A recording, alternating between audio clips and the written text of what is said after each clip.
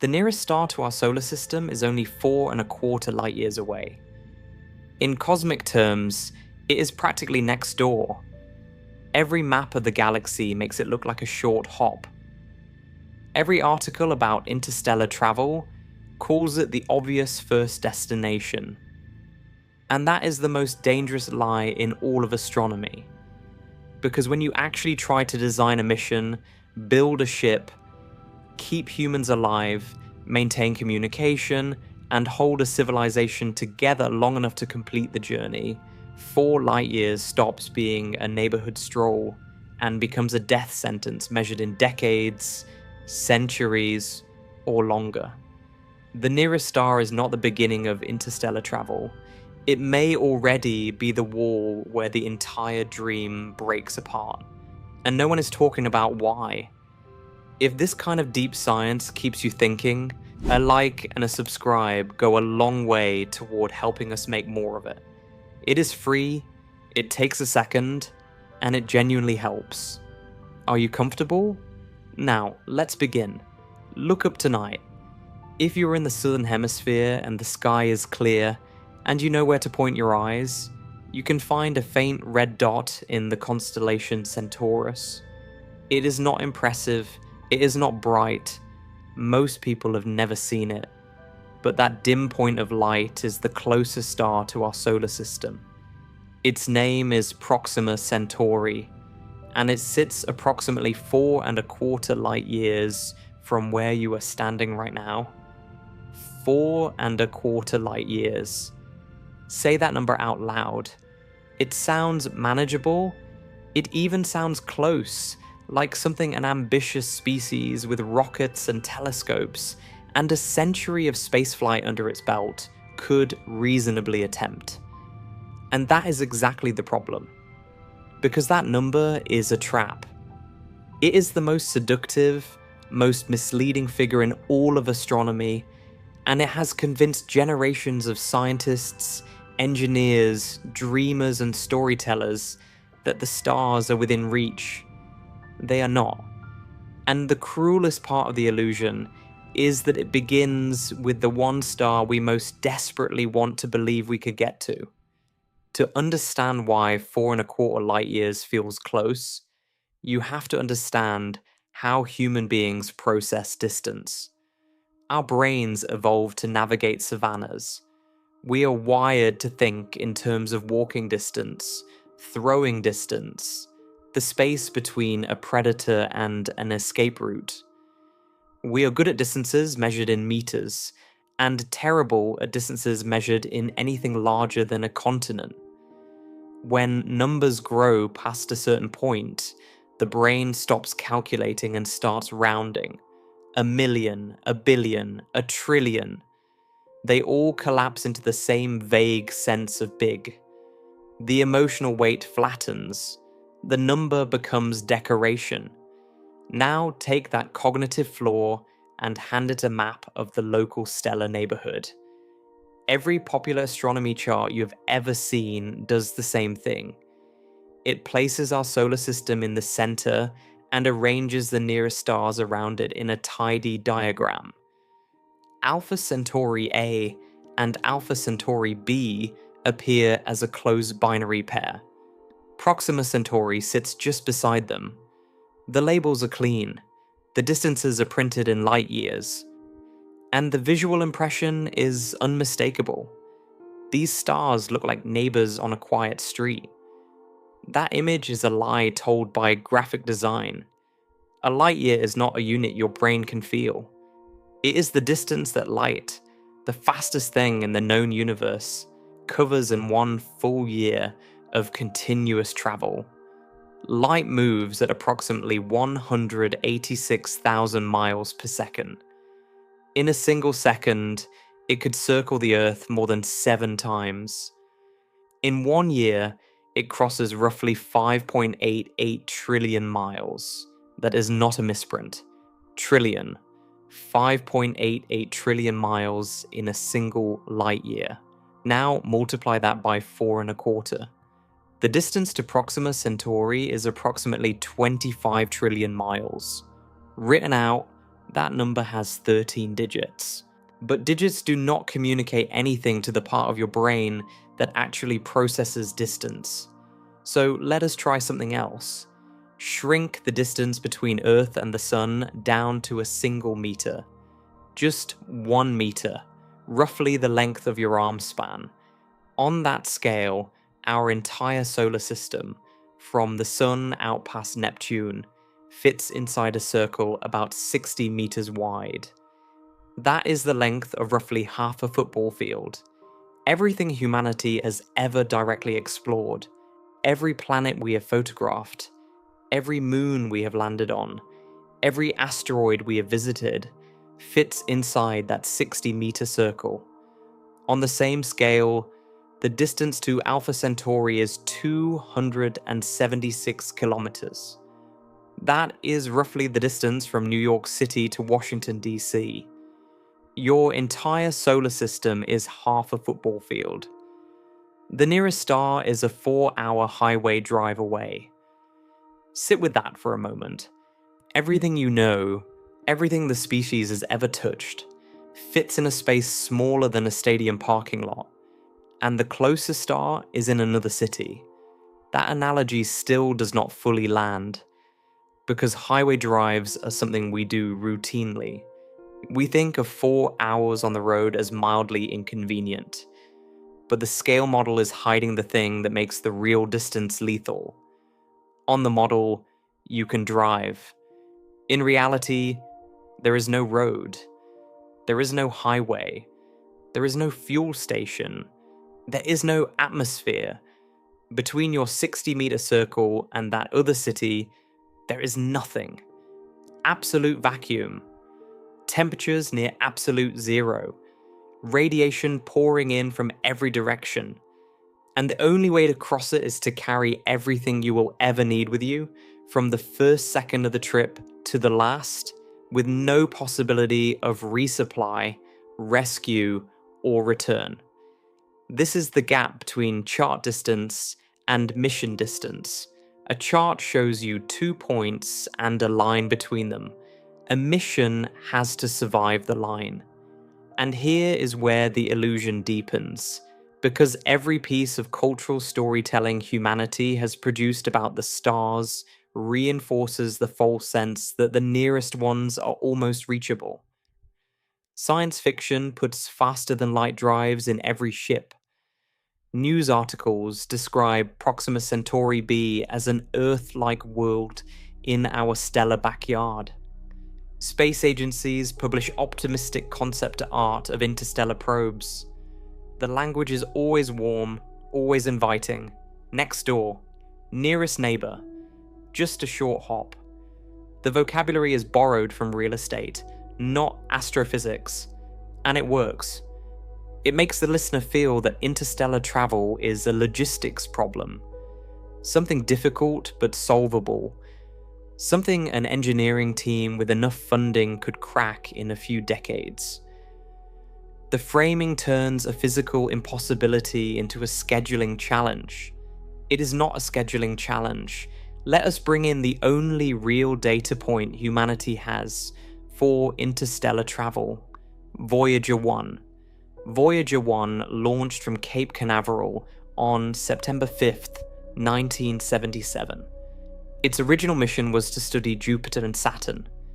It completed those flybys beautifully, returned images and data that transformed planetary science, and then kept going. It has never stopped. For nearly 50 years, Voyager 1 has been flying away from Earth in a straight line at approximately 38,000 miles per hour. That is fast by any human standard. It is faster than a bullet. It is faster than any crewed vehicle in history. It crosses roughly 1 million miles every single day. And in all that time, across all those decades, Voyager 1 has traveled approximately 1 light day from Earth. 1 light day. That is the distance light covers in 24 hours. By late 2026, Voyager 1 will reach a point where a radio signal from Earth traveling at the speed of light, takes a full day to arrive. The spacecraft will send back a confirmation, and that confirmation will take another full day to return. A simple hello and response will consume 48 hours of waiting. That milestone sounds impressive, and it is. But now measure it against the destination. The distance to Proxima Centauri is not 1 light day. It is 4¼ light years. A light year contains 365¼ light days. 4¼ light years is roughly 1,551 light days. Voyager 1, the fastest and farthest object humanity has ever launched into deep space, needed 50 years to travel 1 light day. It has roughly 1,550 more to go. At its current speed, Voyager 1 would reach Proxima Centauri in approximately 75,000 years. 75,000 years. To make that number mean something, consider what was happening on Earth 75,000 years ago. Anatomically, modern humans existed, but civilization did not. No cities, no agriculture, no written language, no metallurgy. The last major ice age had not yet reached its peak. The entire history of everything you think of as human culture, from the first cave paintings to this very sentence, fits inside a window of roughly 40,000 years. Voyager 1 would need almost twice that long to reach the nearest star, and Voyager 1 is not even heading toward Proxima Centauri. It is flying in a completely different direction. The number is hypothetical. If you pointed Voyager 1 directly at the nearest star and let it fly, the people who launched it, and their children and their children's children across 3,000 generations, would all be dead before it arrived. This is not a thought experiment. This is the measured performance of humanity's most successful interstellar object, applied to the shortest possible interstellar distance. And the result is 75,000 years of flight through empty space with no course correction, no maintenance, no crew, and no functioning instruments by the time it got there. Voyager 1's nuclear power source will be dead within the next few years. Long before it reaches even the inner boundary of the Oort cloud, it will be a silent piece of metal drifting in total darkness, carrying a golden record that no one will ever play. So we need to go faster. Much faster. That is the obvious conclusion, and it is the one every serious interstellar proposal begins with. If Voyager speed gives you 75,000 years, then you need a ship that travels not at a fraction of a percent of light speed, but at a meaningful fraction. 1% of light speed would bring the travel time down to roughly 425 years. 5% would bring it to roughly 85 years. 10% of light speed, an almost unimaginable velocity of roughly 67 million miles per hour, would get you there in about 42 years. 42 years. That is almost within a human lifetime. A person who boarded the ship at age 25 could, in theory, arrive at age 67. That is the number that makes people's eyes light up. That is the number that makes interstellar travel sound possible. And it is the number that hides the largest collection of unsolved engineering problems in the history of the species. Because reaching 10% of light speed is not a matter of building a bigger engine. It is a matter of generating and directing more energy than most people can comprehend. And slowing down from 10% of light speed once you arrive requires doing the entire thing again in reverse. The energy problem does not double, it more than doubles, because every kilogram of deceleration fuel is a kilogram you had to accelerate in the first place, which means you needed more fuel to accelerate it, which means you needed more fuel to accelerate that fuel, and the calculation spirals upward in a brutal exponential curve called the tyranny of the rocket equation. This is not a metaphor. It is a mathematical wall that has stopped every serious crewed interstellar mission study cold. But we are getting ahead of ourselves. The propulsion problem will get its full examination shortly. What matters right now is simpler and more fundamental. The nearest star feels close. That feeling is wrong. And the distance between the feeling and the reality is not a gap that cleverness can close casually. It is a chasm measured in the deepest units of human inadequacy. Consider one more way to feel the distance before we move on. The farthest any human being has ever traveled from Earth is the far side of the moon. That record was set by the crew of Apollo 13 in 1970, when their damaged spacecraft swung around the lunar far side at an altitude of approximately 254 kilometers above the surface, placing them roughly 400,000 kilometers from home. That is the absolute maximum distance any member of our species has ever been from the planet where we evolved. 400,000 kilometers is impressive. It is a genuine achievement of engineering and courage, but measured against the distance to Proxima Centauri, it is almost nothing. The distance to Proxima Centauri is approximately 40 trillion kilometers. The farthest a human has ever traveled represents roughly 100 millionth of the distance to the nearest star. If the interstellar journey were a marathon, the entire Apollo program did not complete a single stride.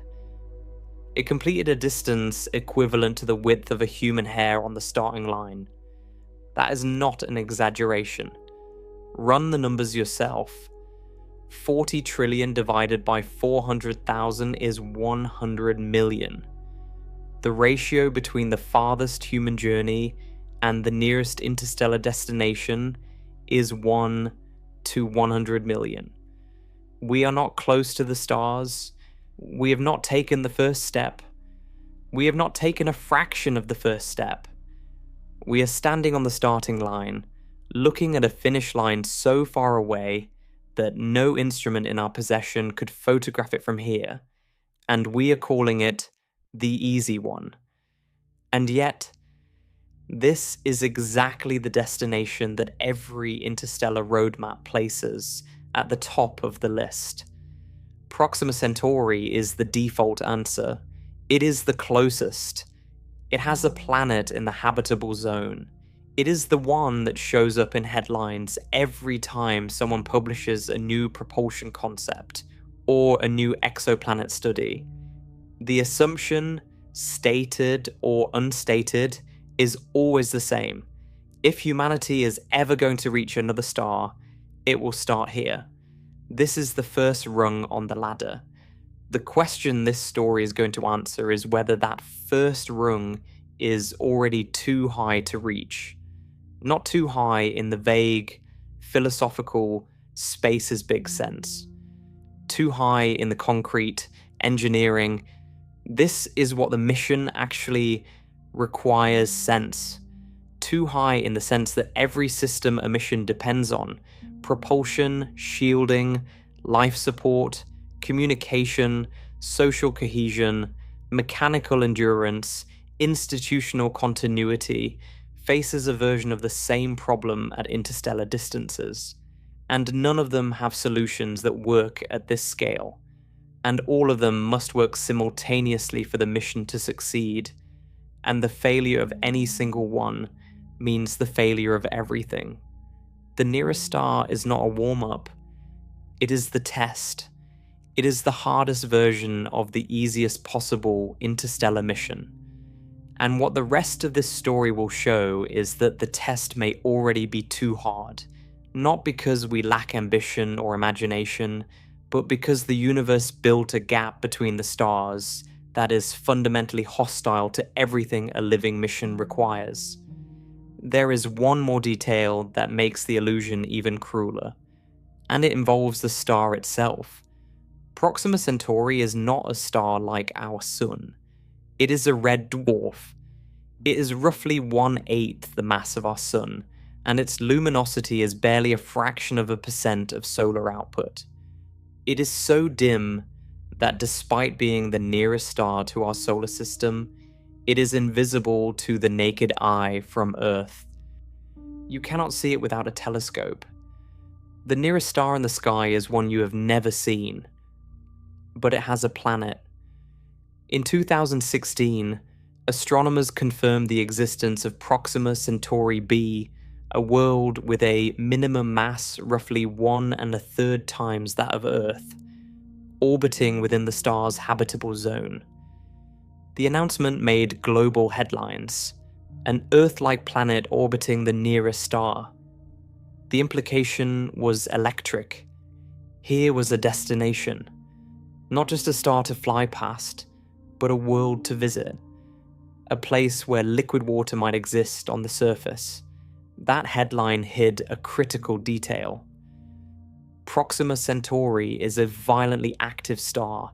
It produces massive stellar flares, eruptions of energy that dwarf anything our own sun generates.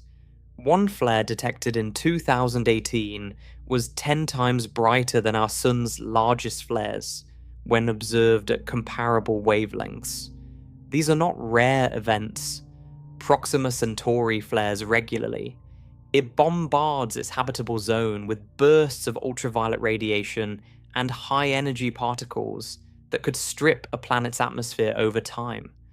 Proxima Centauri b orbits so close to its star that it is almost certainly tidally locked, meaning one side permanently faces the star while the other side faces the void. Without rotation, generating a protective magnetic field becomes far more difficult, and without a magnetic field, there is no shield against the flares. Researchers have noted that over the billions of years since Proxima Centauri b formed, flares of this intensity could have evaporated any atmosphere or ocean and sterilized the surface entirely. The planet may orbit in the habitable zone, but the habitable zone of a violent red dwarf is not the same as the habitable zone of a quiet yellow star. The label is the same. The reality is not. This means the nearest interstellar destination is not just punishingly far away. It may also be a dead world. The place humanity most wants to visit, the planet that launched 1,000 headlines about our nearest Earth-like neighbor, may be a radiation-scorched rock with no atmosphere and no liquid water, orbiting a star that periodically tries to kill everything near it. The journey is impossible by current means. The destination may be worthless on arrival.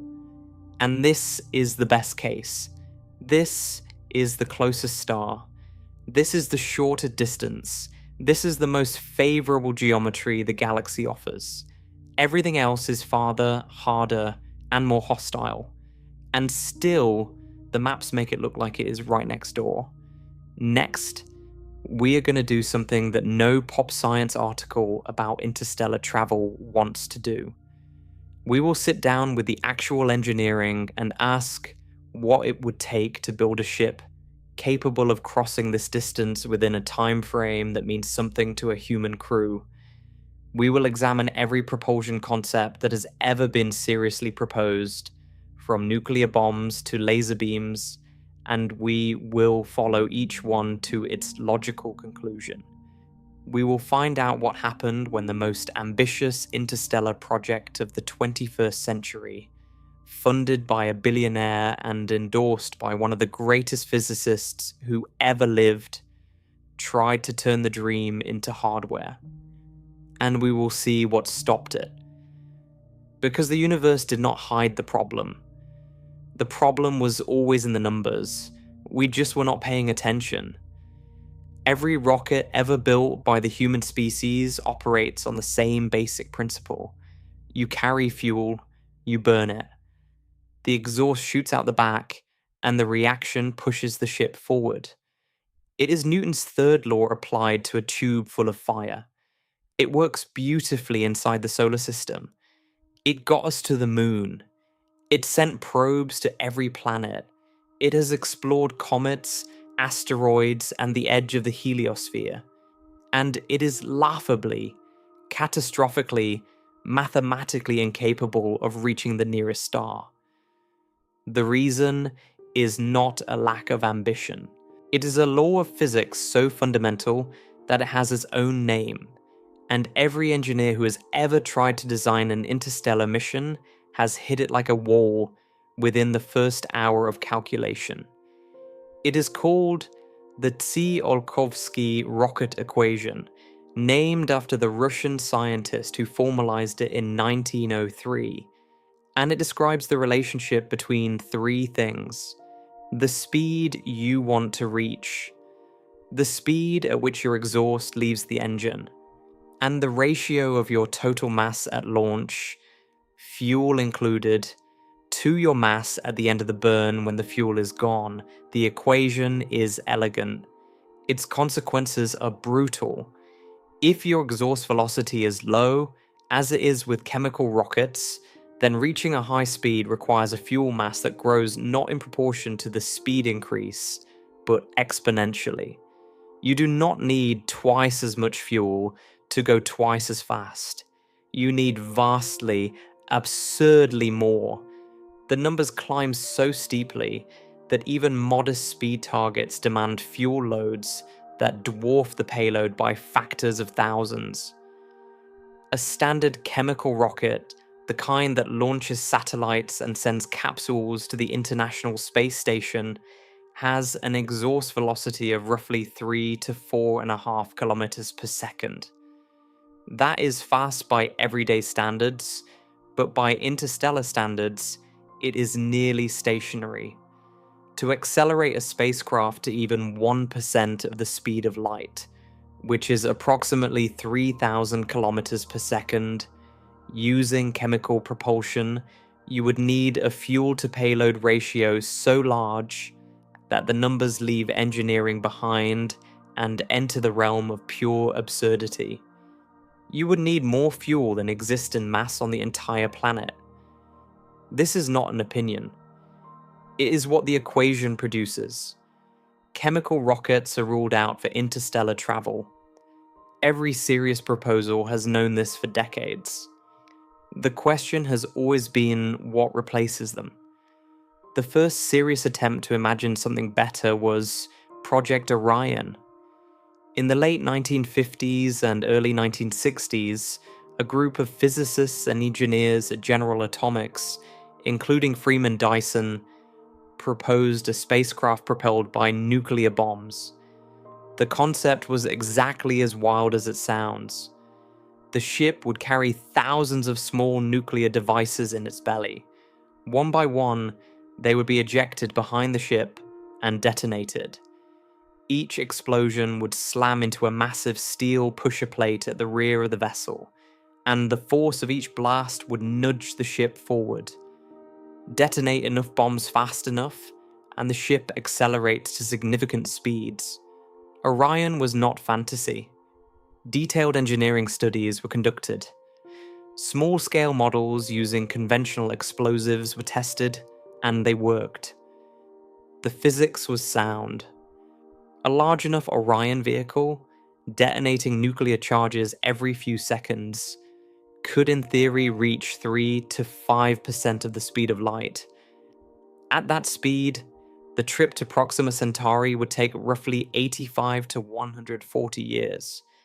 That is a multi-generational journey, but it is not the 75,000-year absurdity of Voyager speeds.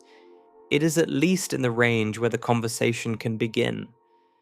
But Orion had problems that went beyond engineering.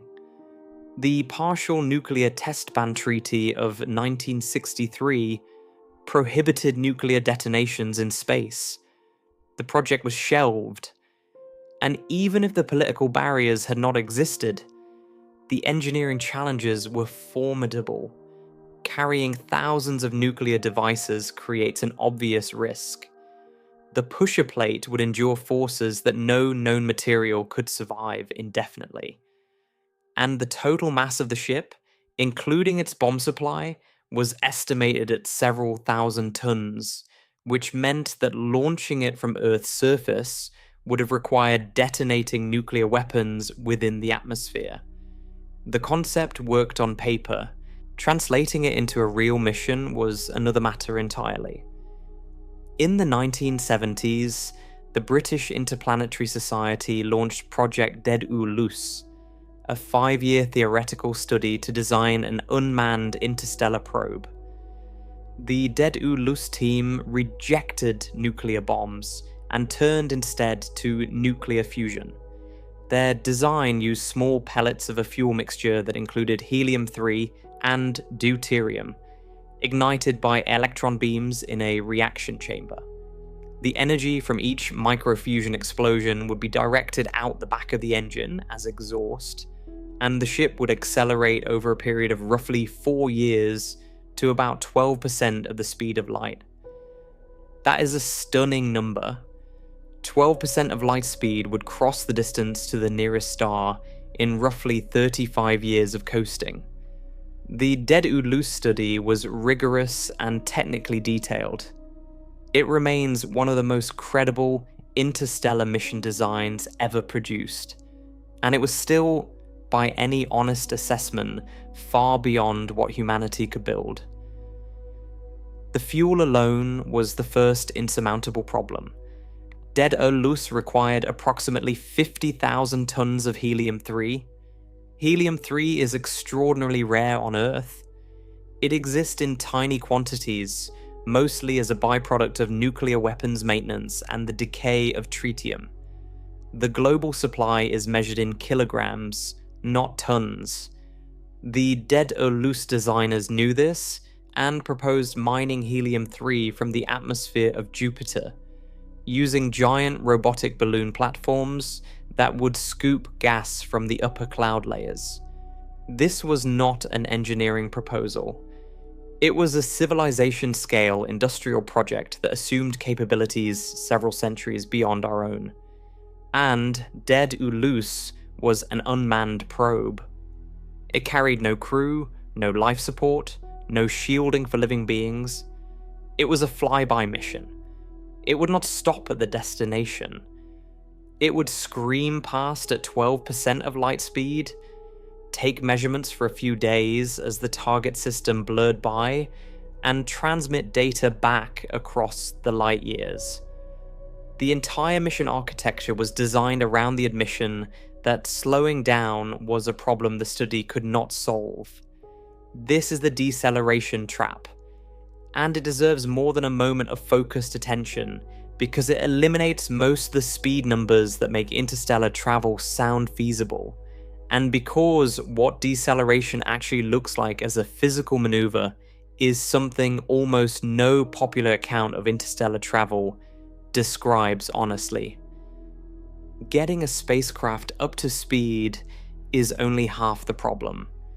If you want to actually arrive at the destination, to enter orbit or land or do anything other than streak past in a blur, you have to slow down. And slowing down from a significant fraction of light speed requires almost exactly as much energy as speeding up in the first place. Think about what that means for the fuel budget. Every kilogram of fuel you need for deceleration is a kilogram you have to carry from the beginning. That means accelerating it along with everything else, which means you need more fuel to accelerate the deceleration fuel, which means you need more fuel to accelerate that fuel. The rocket equation applies in both directions, and the mass ratios multiply against each other. A mission that needs a fuel ratio of 1,000 to 1 for acceleration needs roughly 1 million to 1 for acceleration and deceleration combined. The exponential curve steepens into a cliff. For nuclear pulse propulsion, the most plausible near-term option for reaching a meaningful fraction of light speed Some estimates place the fuel-to-payload ratio at approximately 10,000 to 1, just to reach 10% of the speed of light in one direction. For every kilogram of spacecraft you want to deliver, you need 10,000 kilograms of fuel. Add deceleration, and the numbers climb into territory that makes even theoretical physicists uncomfortable. Now picture what the deceleration phase actually looks like from inside the ship. You have been coasting for decades. The engine has been dormant for the entire cruise. Every component in the propulsion system, every valve, every fuel line, every ignition mechanism, every structural mount connecting the engine to the hull has been sitting in the deep cold of interstellar space, bombarded by cosmic radiation, vibrating at micro frequencies from the ship's own systems, slowly aging in ways that no inspection can fully assess. And now, with the destination approaching at 10% of the speed of light, you have to trust that all of it still works. The ship must rotate 180 degrees. The engine that faces backward during acceleration must now point forward, aimed into the direction of travel, firing against the ship's own momentum. This flip maneuver places the crew, the cargo, the fuel reserves, and every structural system aboard under a complete reversal of force orientation. Every fitting designed for thrust in one direction must now handle thrust in the other. Every fluid system that settled under decades of microgravity must now cope with sustained deceleration loads. Every seal and weld that aged in one stress configuration is now loaded in the opposite direction, and the engine must fire. Not briefly, not for a test pulse, for months, for years. It must sustain continuous thrust over a deceleration arc that mirrors the original acceleration phase, burning through the fuel reserves that were carried across the entire journey. Fuel that was protected, monitored, and kept stable for decades in transit. If the fuel has degraded, the burn will be inefficient. If a fuel line has corroded, the flow will be interrupted. If an ignition system has failed, the engine will not start, and there is no second chance. A ship approaching Proxima Centauri at 10% of the speed of light that cannot decelerate does not arrive. It passes through the target system in a matter of hours and continues into the void forever. A crewed vessel carrying a living population on a trajectory to nowhere. This is why the deceleration trap is not merely a fuel mass problem. It is a reliability problem, an aging problem, and a trust problem. The mission depends on a propulsion system that must work perfectly after decades of dormancy, under conditions that no test on Earth can replicate, with no possibility of repair if it fails during the burn. The flip and burn is the single most critical event in the entire mission timeline, and it happens at the moment of maximum system age, maximum component fatigue, and maximum distance from any external support. This is why most interstellar concepts are flyby missions. They do not stop. They accept that the ship will pass through the target system at enormous speed, gather what data it can in a window of hours or days, and then continue into the void forever. A flyby is not exploration. It is a glimpse. It is a tourist pressing their face against a train window as the destination flickers past. And it is still the only version of interstellar travel that any credible engineering study has been able to close the math on. Now, let us talk about the approach that generated the most public excitement in the last decade and what happened to it. In April of 2016, a project called Breakthrough Starshot was announced at a press event in New York City. The backers were extraordinary. Yuri Milner, the Russian-born billionaire technology investor, pledged $100 million. Stephen Hawking, arguably the most famous physicist alive at the time, lent his name and his endorsement. Mark Zuckerberg joined the board. The concept was elegant. Instead of trying to push a heavy spacecraft to interstellar speed, Starshot proposed sending something tiny.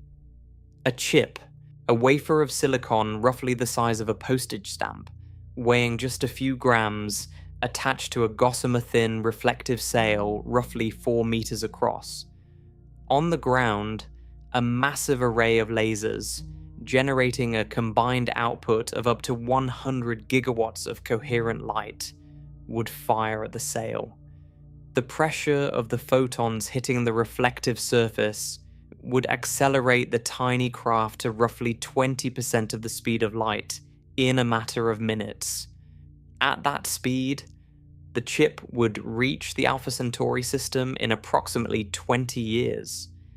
It would fly through, snap images of Proxima Centauri B with a miniature camera, and beam the data back to Earth using a tiny onboard laser. The return signal would take 4.25 years to arrive. Total time from launch to first photograph of the nearest exoplanet, roughly 25 years. The announcement generated massive media coverage. Here, finally, was an interstellar mission that sounded plausible within a human lifetime. 20% of light speed, 20 years of flight, a photograph of another world. The excitement was genuine and understandable. Then the engineering began. The problems revealed themselves in layers. The laser array alone represented a construction project without precedent. 100 gigawatts is roughly the total electrical generating capacity of a mid-sized country. Concentrating that energy into a coherent beam aimed at a sail a few meters across at increasing distances required a phased array kilometers in diameter, with individual elements synchronized to a precision that existing optical technology could not achieve. The beam had to remain locked on the sail during the entire acceleration phase, while the sail moved from a standing start to 20% of light speed. Any misalignment, any fluctuation, any atmospheric disturbance would either miss the sail or incinerate it. The sail itself faced a thermal problem that bordered on paradoxical. To be light enough to accelerate, it had to be almost impossibly thin. To survive a 100 gigawatt laser beam, it had to reflect nearly all incoming photons with an absorptivity so low that no known material could achieve it at the time of the proposal. If the sail absorbed even a tiny fraction of the beam energy, it would vaporize in milliseconds. Then there was the interstellar medium. At 20% of light speed, collisions with interstellar dust grains, particles smaller than a grain of sand, would strike the chip with the energy of a small bomb.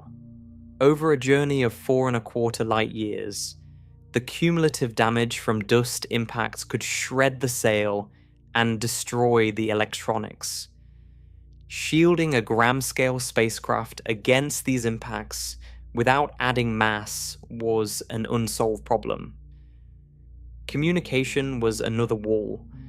The chip was expected to transmit data back to Earth across 4.25 light years using an onboard laser powered by a few watts. The signal that would arrive at Earth would be so faint that detecting it would require a ground-based receiving array of extraordinary sensitivity. Preliminary calculations suggested the data rate would be agonizingly slow, potentially taking years to transmit a single high-resolution image. Over the following years, research teams funded by Breakthrough investigated these challenges. Roughly 30 contracts were awarded. The total expenditure, according to Philip Lubin, one of the lead researchers, was approximately $4.5 million, out of a pledged $100 million. In September of 2025, Scientific American report that breakthrough Starshot was on indefinite hold. Pete Worden, the former NASA Ames director who led the project, described it as working to transition portions to others. The diplomatic language of a program in limbo. Activity had peaked around 2020 and 2021. By late 2024, it was effectively dormant. There was no public announcement, no press event to match the one that launched it.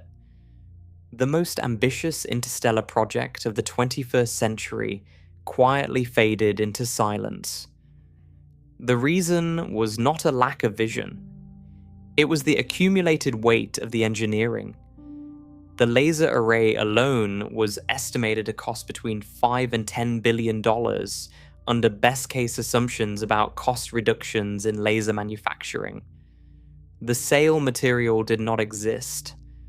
The dust impact problem did not have a solution. The communication link was marginal at best. And the entire concept, even if every challenge had been overcome, would have delivered a single postage stamp-sized chip on a flyby trajectory through the Alpha Centauri system. Not a landing, not an orbit, not a crewed mission.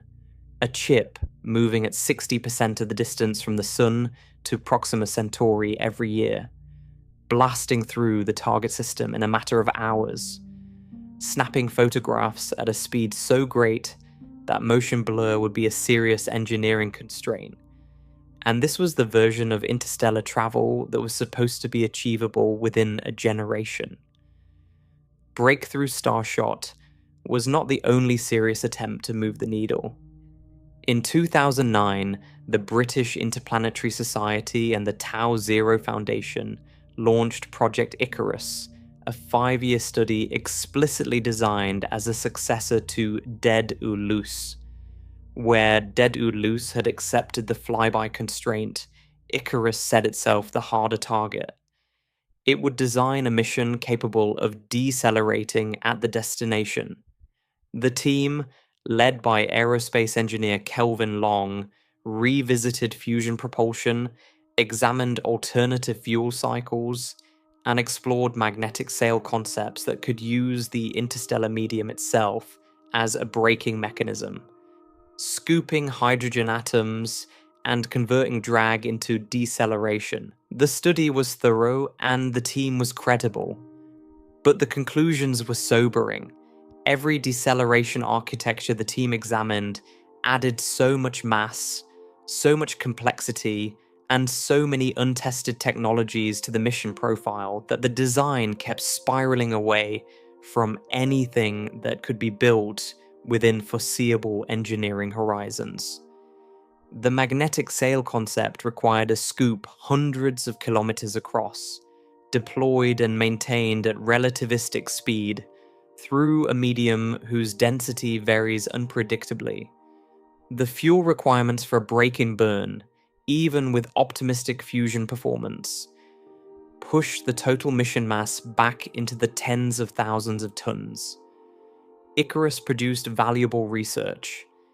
It also demonstrated, rigorously and transparently, that deceleration at an interstellar destination remains an unsolved problem even on paper. Further back, in 1988, a team at the US Naval Academy designed Project Longshot, a mission study for an unmanned probe to the Alpha Centauri system. Longshot used a pulsed fusion engine and accepted a one-way trip lasting approximately 100 years. The study was conservative and detailed. Its final conclusion was that even an unmanned, one-way probe to a nearby star was beyond the reach of any technology that could be built in the 20th century, and would likely remain so well into the 21st. That assessment has not been overturned. If anything, the intervening decades have reinforced it. The engineering gaps identified by Longshot in 1988 are fundamentally the same gaps that stopped breakthrough Starshot in 2025. The scale of the problem has not changed. Only the optimism around it has fluctuated. Let us step back and ask the question plainly. If Breakthrough Starshot, the lightest, fastest, most minimalist interstellar concept ever seriously funded, could not close its engineering gaps after nearly a decade of work and the backing of some of the wealthiest and most brilliant people on Earth, and if every successor study to Daedalus has confirmed that deceleration remains beyond foreseeable capability, and if even unmanned one-way probes have been assessed as infeasible by the engineering community for over 30 years, what does that tell us about the prospects for anything larger? A crewed interstellar mission would mass not grams, but thousands or tens of thousands of tons. It would need to carry not a single chip, but a living ecosystem: air, water, food, fuel, medical supplies, spare parts, radiation shielding, propulsion systems, navigation instruments, and human beings. It would need not a flyby trajectory, but the ability to decelerate and arrive. It would need not a 4-meter sail, but an engine capable of sustained thrust over years or decades. It would need not a few watts of communication power, but a transmitter capable of sending complex data across light years in real time, or close to it. Every single one of those requirements multiplies the mass. Every increase in mass multiplies the energy. Every increase in energy multiplies the fuel, and the fuel multiplies the mass again. The spiral is merciless. It is not a spiral that better engineering can flatten. It's the spiral that lives inside the laws of physics, in the relationship between energy and mass and velocity that no technology can rewrite. To appreciate the scale of the energy problem, consider a concrete example. Suppose you want to send a modest crewed spacecraft, say 1,000 tons, to Proxima Centauri at 10% of the speed of light, and you want it to be able to decelerate on arrival. The kinetic energy of 1,000 tons moving at 10% of light speed is approximately 4.5 times 10 to the 20th joules. That is roughly 4.5 times the total annual energy consumption of the entire United States, concentrated into a single object. To decelerate, you need at least that much energy again. And the fuel required to produce that energy has mass of its own, which increases the total energy requirement further. The total energy budget for a modest crewed interstellar mission with deceleration capability is on the order of the annual energy consumption of an entire industrial civilization. Not a single rocket launch, not a single nation's space budget. The combined energy output of a global superpower, redirected entirely into accelerating one ship. And this is for the nearest star, the absolute minimum distance. Some proposals attempt to sidestep the fuel problem by leaving the energy source at home. Breakthrough Starshot's laser array was one version of this idea. Others have proposed beamed microwave propulsion, where a ground-based or space-based transmitter pushes the ship using directed energy. This eliminates the need to carry fuel, which eliminates the exponential tyranny of the rocket equation. On paper, it is the only known approach that makes relativistic speeds even theoretically achievable for crewed vessels. In practice, the problems reassert themselves in different forms. A beamed energy system requires the transmitter to remain locked on the ship as it recedes across billions of kilometers. The beam spreads over distance. The power required to maintain useful thrust increases as the ship gets farther away. And the system only works in one direction. It can push the ship away from the transmitter, but it cannot slow the ship down at the destination. You would need a second transmitter at the other end, which does not exist and cannot be built until someone gets there first. The deceleration problem is not solved. It is simply transferred to a different part of the architecture. There is one more class of propulsion that deserves mention, not because it is close to reality, but because it represents the ceiling of what known physics allows. Antimatter propulsion.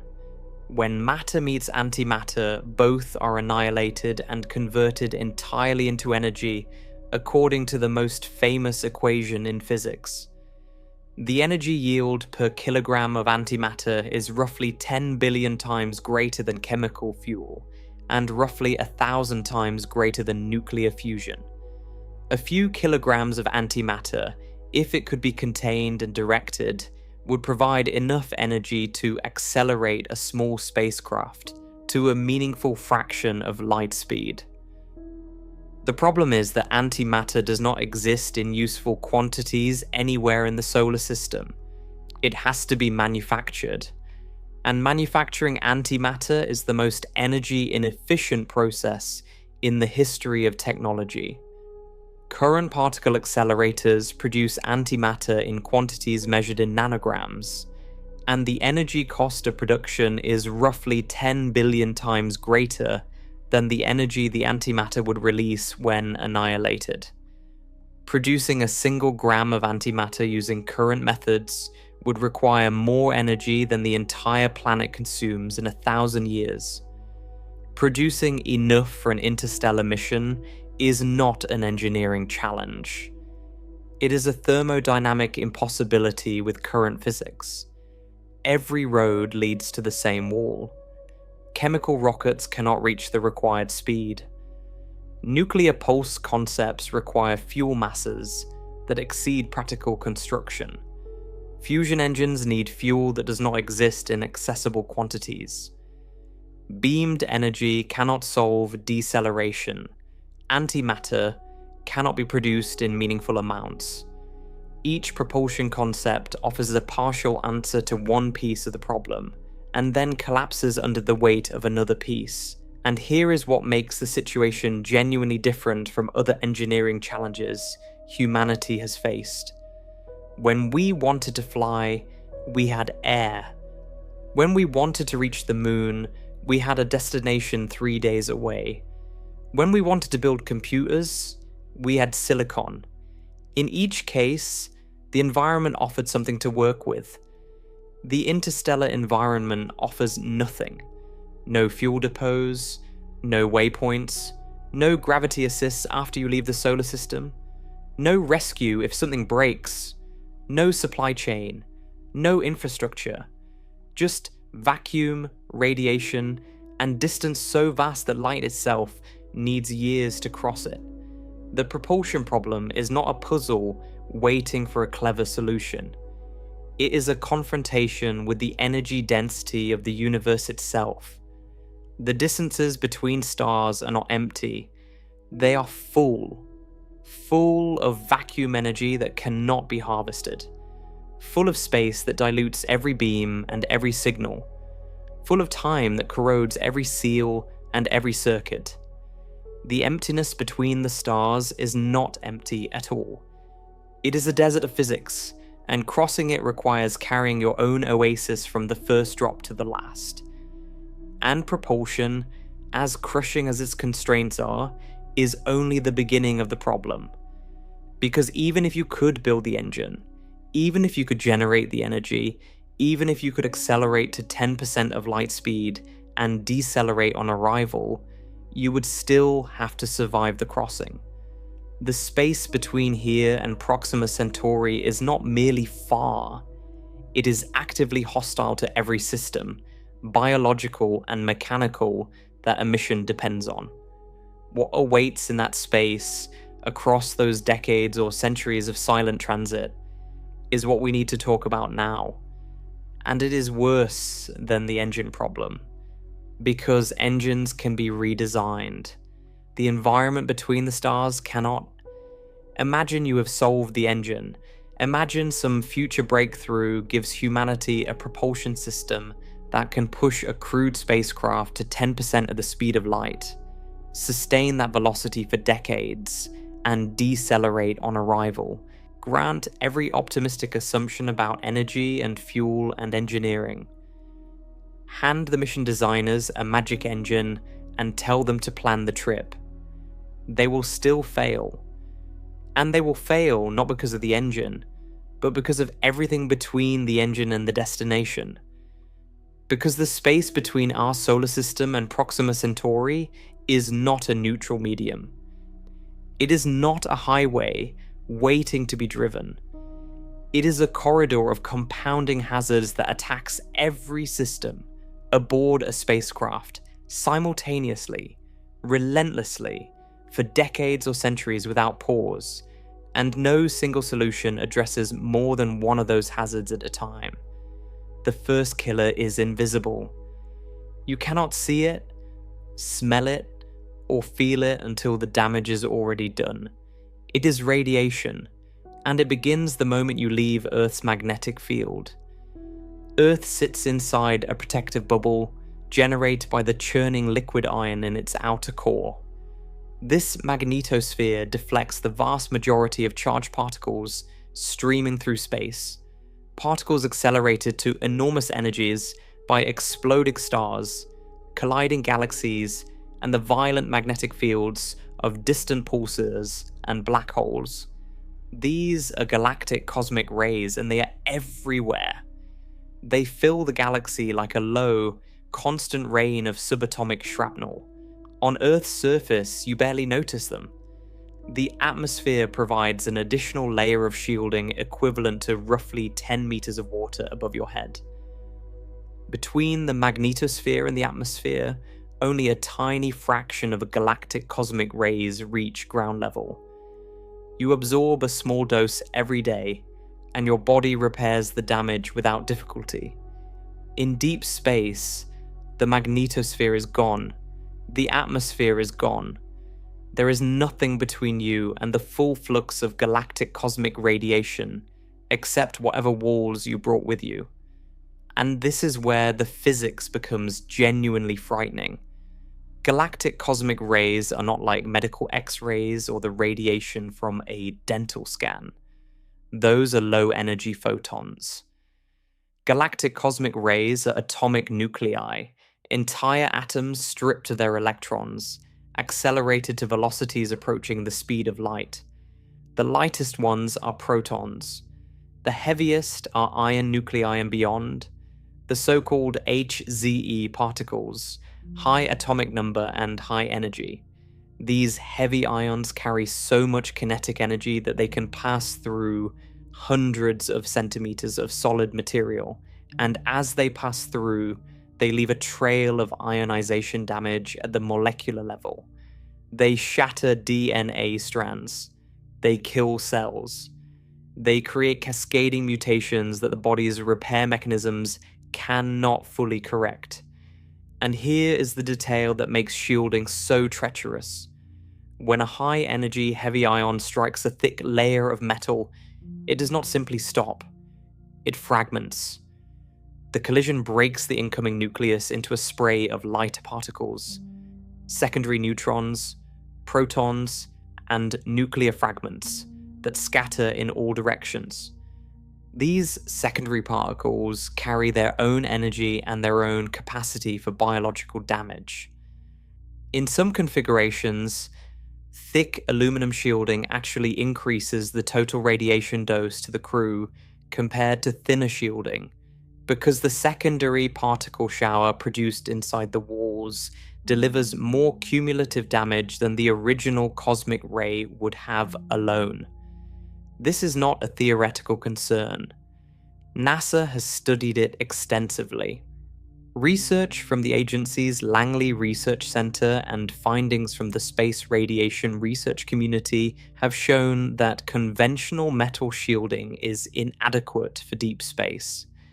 Hydrogen-rich materials like polyethylene perform somewhat better because lighter atoms produce fewer dangerous secondary particles, but even optimized shielding cannot eliminate the threat. Carbon fiber reinforced plastic has shown improved performance in simulations. reducing effective dose by roughly 38 to 50% with sufficient thickness.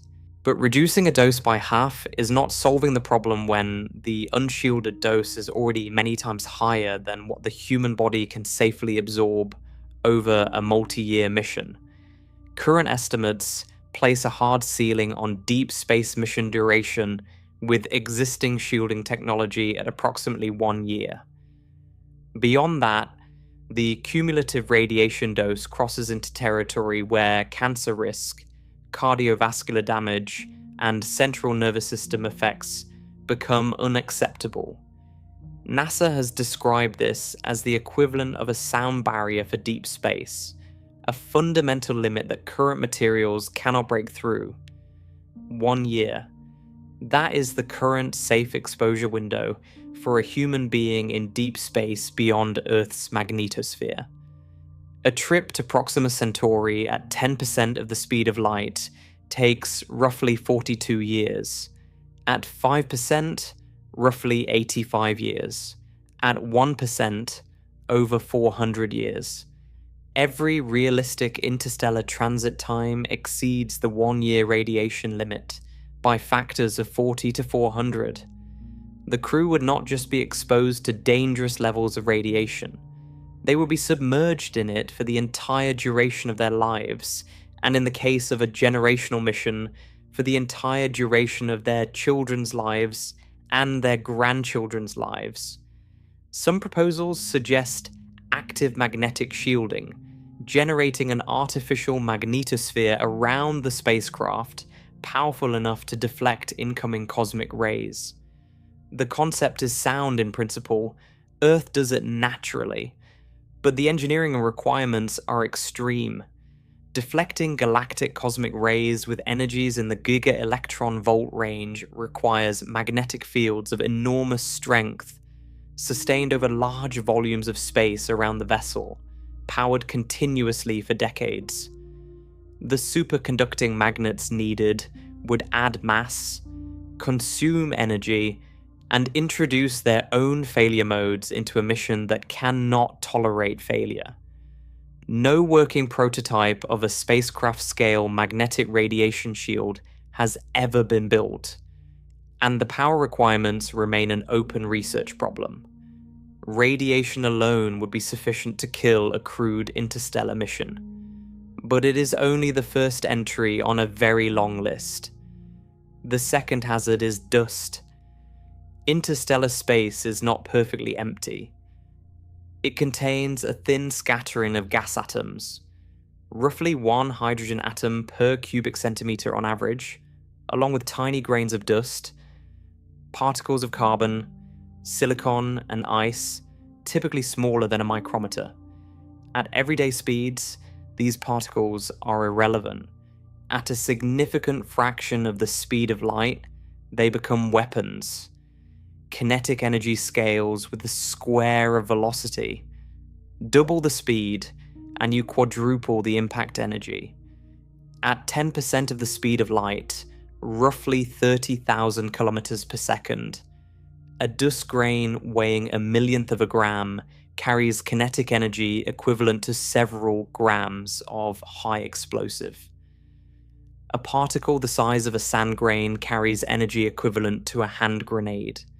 And over a journey of 4.25 light years, the spacecraft would encounter billions of these particles. The cumulative effect is erosion. The leading surface of the ship would be sandblasted at a molecular level by a continuous stream of hypervelocity microimpacts. Over decades of transit, this erosion could compromise hull integrity, destroy external sensors, pit optical surfaces beyond usability, and degrade thermal protection systems. At higher speeds, the problem worsens dramatically. Breakthrough Starshot's proposal to fly at 20% of light speed faced this exact challenge, and no solution was found during the project's active research phase. Shielding against dust impacts at relativistic speeds requires either a physical barrier massive enough to absorb the damage, which adds enormous mass and triggers the fuel ratio spiral, or an active deflection system, such as a forward-mounted electromagnetic field that ionizes and repels incoming particles before they strike the hull. Neither system has been engineered. Both represent unsolved problems that must work continuously for the entire transit duration without maintenance from external sources. The third killer is loneliness. Not the emotional kind, though that matters too. The operational kind. The communication delay. At a distance of 4.25 light years, a radio signal traveling at the speed of light takes 4 years and 3 months to reach Earth. A reply takes the same. The round-trip communication time is 8.5 years. If the crew transmits a distress signal the moment something goes wrong, the fastest possible response from Earth arrives 8.5 years later. If the problem requires a back-and-forth exchange to diagnose and resolve, each exchange consumes another 8.5 years. A 3-step troubleshooting sequence, the kind that Mission Control handles in minutes during a low Earth orbit emergency, would take 25.5 years. To feel what this means, picture a concrete scenario. 14 years into the transit, the ship's primary water recycling system develops a fault. The filtration membrane that separates drinkable water from biological waste has degraded. The backup system is functional but operating at 60% capacity, which is enough for the current population only if water rationing is imposed immediately. The crew's onboard engineer identifies the fault and believes the membrane can be replaced using materials fabricated from the ship's polymer reserves. But the fabrication process requires a specific curing temperature that the ship's manufacturing bay was not designed to produce. Because the original membrane was installed on Earth and was never expected to be manufactured in flight, the engineer sends a detailed technical query to Earth. The signal travels at light speed. 4 years and 3 months later, it arrives. A team of specialists, assuming the ground-based support infrastructure still exists and is still staffed by people who understand this specific subsystem, it analyzes the problem. They design a workaround using the ship's available equipment. They transmit the solution. 4 years and 3 months later, the answer arrives at the ship. 8.5 years have passed. The backup water system has been running at reduced capacity for the entire time. Components that were already aging have accumulated 8.5 additional years of wear. The crew has been rationing water for 8.5 years, with cascading effects on hydroponic food production, hygiene, and morale. And the solution that arrives may no longer be applicable, because the ship's condition has changed in ways the Earth-based team could not account for. Since their information about the ship is itself 8.5 years out of date, if the workaround doesn't fit the ship's current state, the next exchange begins. Another 8.5 years. This is not a worst case. This is a single, mundane mechanical failure handled through the communication channel. A medical emergency would be worse. Imagine a crew member developing an unfamiliar neurological condition that the ship's medical officer has never encountered. The symptoms are described in a message to Earth. 4 years later, a neurologist receives the description. They request additional diagnostic information, a blood panel, an imaging scan, a cognitive assessment. 4 years later, the request arrives at the ship. The tests are performed and transmitted. 4 years later, the results reach Earth. The neurologist makes a diagnosis and recommends treatment. 4 years later, the treatment protocol arrives. 16 years have elapsed. The patient has been living with an undiagnosed and untreated condition for 16 years. They may be dead. They may have recovered on their own. They may have deteriorated beyond the point where the recommended treatment is useful. The communication channel did not fail. It simply operated at the speed of light, across a distance where the speed of light is not fast enough. This means the crew is functionally alone from the moment the ship leaves communication range of the solar system. There is no mission control. There is no expert standing by to walk them through a crisis. There is no second opinion on a medical diagnosis. There is no spare part that can be launched from Earth. Every decision, every repair, every emergency response must come from the people aboard the vessel, using only the tools and knowledge they brought with them. For comparison, the International Space Station orbits roughly 400 kilometers above Earth's surface. Communication delay is negligible. Resupply missions arrive every few weeks. Emergency evacuation to Earth's surface takes hours. The crew of the space station is never more than a few hours from rescue. An interstellar crew is years from the nearest word of advice and decades or centuries from any conceivable rescue. The psychological and operational gap between those two scenarios is not incremental. It is categorical. One is a supported mission, the other is permanent exile. The fourth hazard is the life support system, and this one has already been tested on Earth. It failed. In 1991, a sealed facility called Biosphere 2 was constructed in the Arizona desert. It was an enormous glass-enclosed structure covering roughly 1.25 hectares, containing miniature versions of several Earth ecosystems. A rainforest, an ocean, a desert, a marsh, and an agricultural zone. 8 crew members were sealed inside with the intention of living in a completely closed ecological loop for 2 years. No air, water, or food would be exchanged with the outside. The facility would recycle everything internally, the same way an interstellar vessel would have to. The experiment began with optimism and collapsed into crisis. Oxygen levels dropped steadily. It was later determined that microbes in the soil were consuming more oxygen than the plants could replace, and the concrete structure itself was absorbing carbon dioxide and locking it away. By 16 months in, the crew was living at an oxygen concentration equivalent to an altitude of roughly 4,300 meters. They were dizzy, fatigued, and struggling cognitively. Supplemental oxygen had to be pumped in from outside. Food production fell short. Pest species overran the agricultural areas.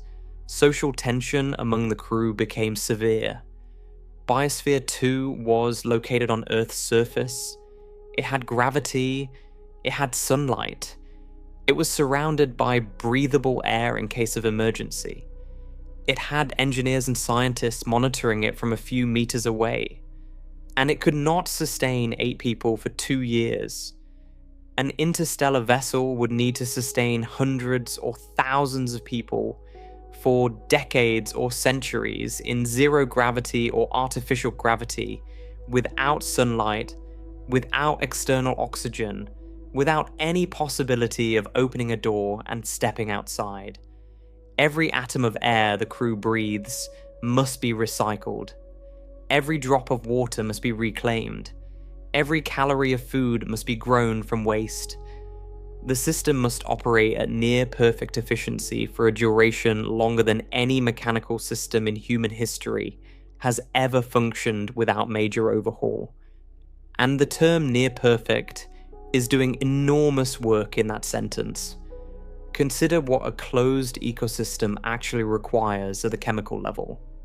Humans exhale carbon dioxide. Plants absorb it and release oxygen. That sounds like a closed loop. It is not. The loop leaks. Every material aboard the ship, Every polymer, every adhesive, every wire insulation slowly releases trace gases into the atmosphere through a process called outgassing. Some of those trace gases are toxic at concentrations measured in parts per million. On the International Space Station, trace contaminant control systems scrub these gases continuously, and they require regular filter replacements supplied from Earth. On an interstellar vessel, those filters must be manufactured aboard, from raw materials that must themselves be recycled from other systems, in a chain of dependencies that has no external input. Then there is nitrogen. Earth's atmosphere is roughly 78% nitrogen. Humans do not breathe it directly, but it is essential for plant growth. Every calorie of food the crew eats begins with nitrogen being fixed into a form that plants can absorb, either through biological processes or through chemical synthesis.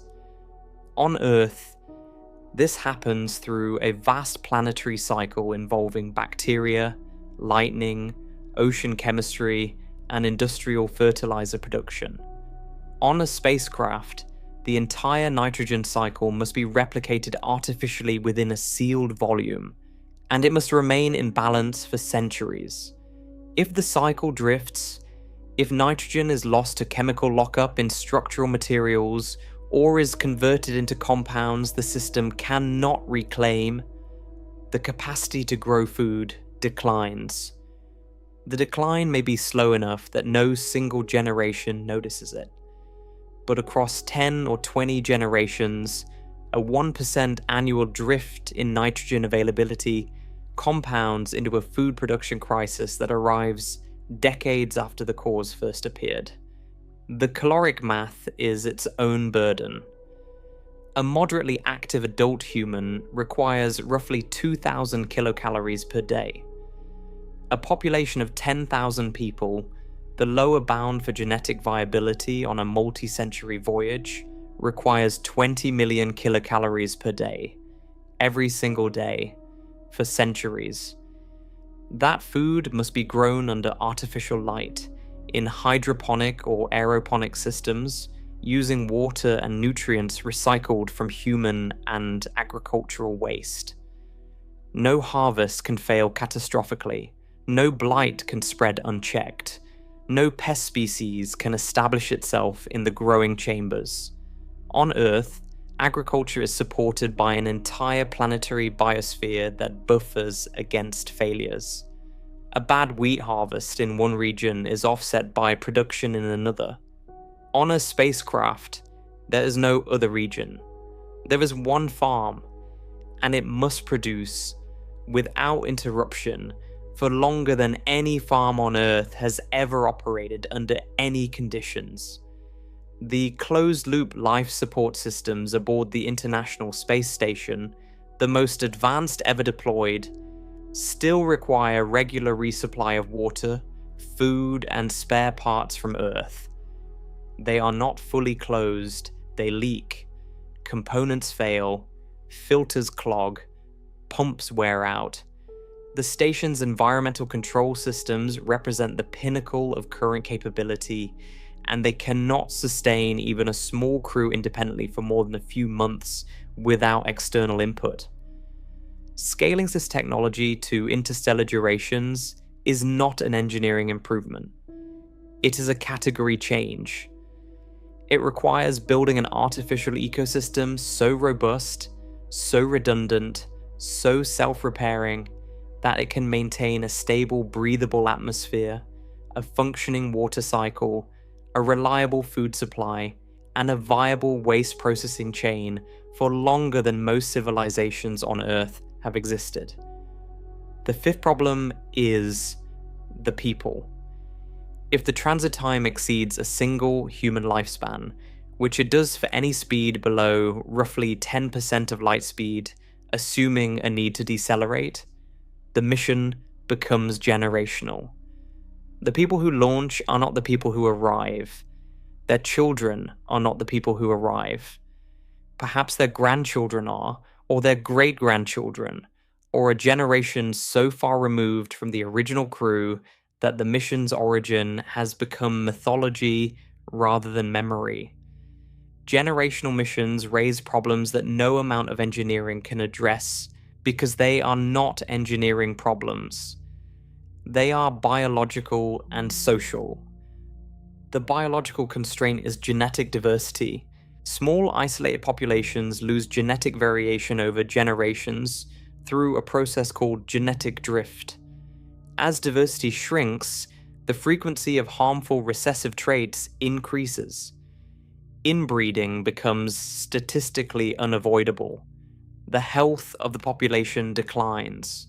Research by anthropologist Cameron Smith, published in 2013, estimated that a safe minimum population for a multi-century interstellar voyage is on the order of 10,000 to 40,000 individuals. Smaller populations could survive for a few generations, but over the 10, 20, or 30 generations required for a slower interstellar transit, genetic bottlenecks would accumulate to the point of threatening the population's viability. 40,000 people. That is a small city. It must be fed, housed, educated, governed, and kept alive indefinitely inside a sealed vessel flying through the most hostile environment known to exist.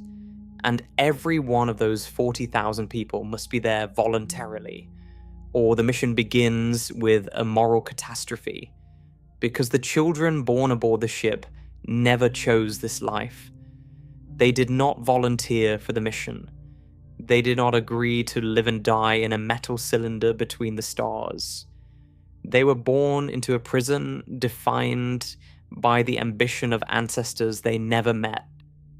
The social problems compound across generations. Who governs the ship?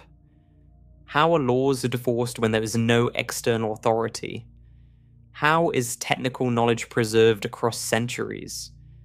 How are conflicts resolved when the option of simply leaving does not exist? How does the mission maintain purpose and morale when the original generation is dead, the destination is decades away, and the people alive in the middle of the journey have nothing to look forward to except more of the same corridor walls? And beneath the social question, there is a knowledge question that may be even harder. It is not enough for the population to remain stable and cooperative. The population must also remain technically competent, not just generally educated. Specifically, precisely competent in the maintenance, diagnosis, and repair of every critical system aboard a vessel whose designers died centuries ago. Consider what this actually requires. The ship's fusion reactor, if it has one, was designed and built by the first generation. The engineering team that understood its tolerances, its failure modes, its quirks, and its design compromises is dead by the third generation. Their knowledge was recorded in manuals, databases, and training programs. But technical documentation degrades in ways that are distinct from physical decay. Language drifts. Terminology shifts. The meaning of a specific technical phrase in Generation 1 may carry a subtly different connotation by Generation 8. A maintenance procedure written in precise technical English in the 21st century may be ambiguous or misunderstood by readers in the 24th century, even if the words are physically preserved, because the tacit knowledge that filled the gaps between the words is gone. Every complex system on Earth is maintained by a living chain of expertise. Senior engineers train junior engineers. Knowledge transfers through apprenticeship, through institutional memory, through the accumulated experience of people who have watched systems fail in specific ways and remember what happened. This chain breaks the moment the senior generation dies without having transferred every critical nuance to the next. On Earth, That gap is filled by universities, by professional societies, by the broader civilization's knowledge infrastructure. On a spacecraft, there is none of that. The ship is the university. The ship is the professional society. And if the chain of technical knowledge breaks for even one generation, it may not be recoverable. Because the people who could recognize what was lost are the same people who are gone. Digital storage does not solve this. Every digital medium degrades. Magnetic storage loses integrity. Solid-state memory accumulates bit errors from cosmic radiation. Optical media decays. The formats in which data is encoded become obsolete as software evolves. On Earth, we manage this through constant migration, copying data from old formats to new ones, maintaining backward compatibility, and keeping the expertise alive to read legacy systems. On a generational ship, that migration must happen continuously for centuries, performed by people who must understand not just the current format, but the chain of formats that preceded it, or risk losing access to engineering documents that are essential for the ship's survival. The knowledge preservation problem is not hypothetical. It is the central fragility of any generational mission. A ship that cannot maintain the expertise needed to repair itself is a ship on a countdown to failure. And no historical society has ever maintained a single technical discipline at full fidelity across even 10 generations without the support of a broader civilization to anchor it. Historical analogies offer little comfort. Every isolated human community in recorded history, from remote island populations to Antarctic expeditions, has experienced social breakdown under far less extreme conditions and over far shorter timeframes. The Bounty Mutiny happened after 16 months at sea. Antarctic expeditions lasting 2 years have produced severe psychological deterioration even among highly selected and motivated crews.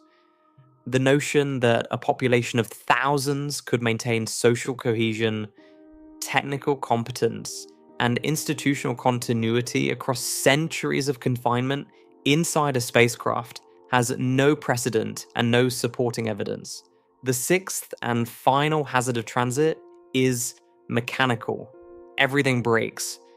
This is not pessimism. It is thermodynamics.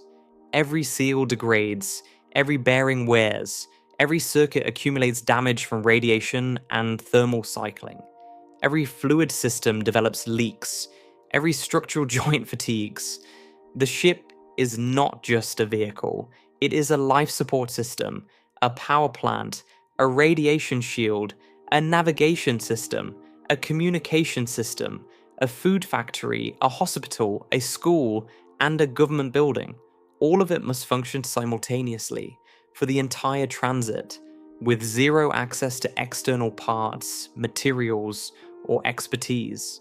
The longest any human-built system has operated continuously in space is nearly 50 years for the Voyager probes, and those are simple machines by comparison, carrying no crew, no life support, no moving mechanical parts beyond a scan platform, and no requirement for self-repair. Their power sources are dying. Their instruments are shutting down one by one. Within the next few years, both Voyagers will be silent, and they are the gold standard for spaceflight endurance. An interstellar vessel must function for 5 to 20 times longer than the longest operating spacecraft in history, while supporting a complexity of systems that exceeds the Voyagers by orders of magnitude. It must carry the industrial capacity to manufacture its own replacement components from raw materials, because no spare part can be shipped from Earth. It must include machine shops, smelters, electronics fabrication facilities, and the expertise to operate them all, sustained across generations of crew members who must be trained from birth to maintain systems designed before they were born. The term for this in reliability engineering is mean time between failures. For any complex system, the probability of a critical failure increases with operating time. Given enough time, every component will fail. The mission's survival depends on whether every failure can be detected, diagnosed, and repaired using only onboard resources within a time window short enough that cascading secondary failures do not propagate through interconnected systems. A single unrepairable failure in a critical life support component could kill the crew within hours. A slow degradation in an environmental system could reduce atmospheric quality over years, until the cumulative effect becomes lethal. A structural fatigue crack in a pressure vessel could grow undetected for decades before sudden catastrophic decompression. There is no historical example of a sealed mechanical system operating at the required complexity and reliability for the required duration. The longest operating enclosed human habitats, submarines on extended patrol, operate for months, not decades, and they surface regularly for resupply and maintenance. The International Space Station has operated for over 25 years, but with continuous resupply, crew rotation, and external maintenance, including multiple spacewalks each year to replace degraded components. Remove the resupply, remove the maintenance, remove the ability to evacuate. What remains is a machine that must keep itself alive in a way that no machine has ever been asked to. Now, stack these hazards, not one at a time, the way they have been presented here, but all at once, the way they would actually operate during a real interstellar transit. Radiation is degrading the crew's health and the ship's electronics simultaneously. Dust is eroding the hull while the ship cannot stop for repairs. Communication delay means no external advice for any emergency. The life support system is aging, losing efficiency, accumulating fouling and contamination that slowly degrades air and water quality. The population is drifting genetically, fracturing socially, and losing institutional knowledge as generations turn over. And every mechanical system aboard is ticking toward its failure point, on a clock that no one can reset. These are not separate problems with separate solutions. They are coupled. Radiation damages the electronics that monitor the life support system. Life support degradation weakens the crew that maintains the ship.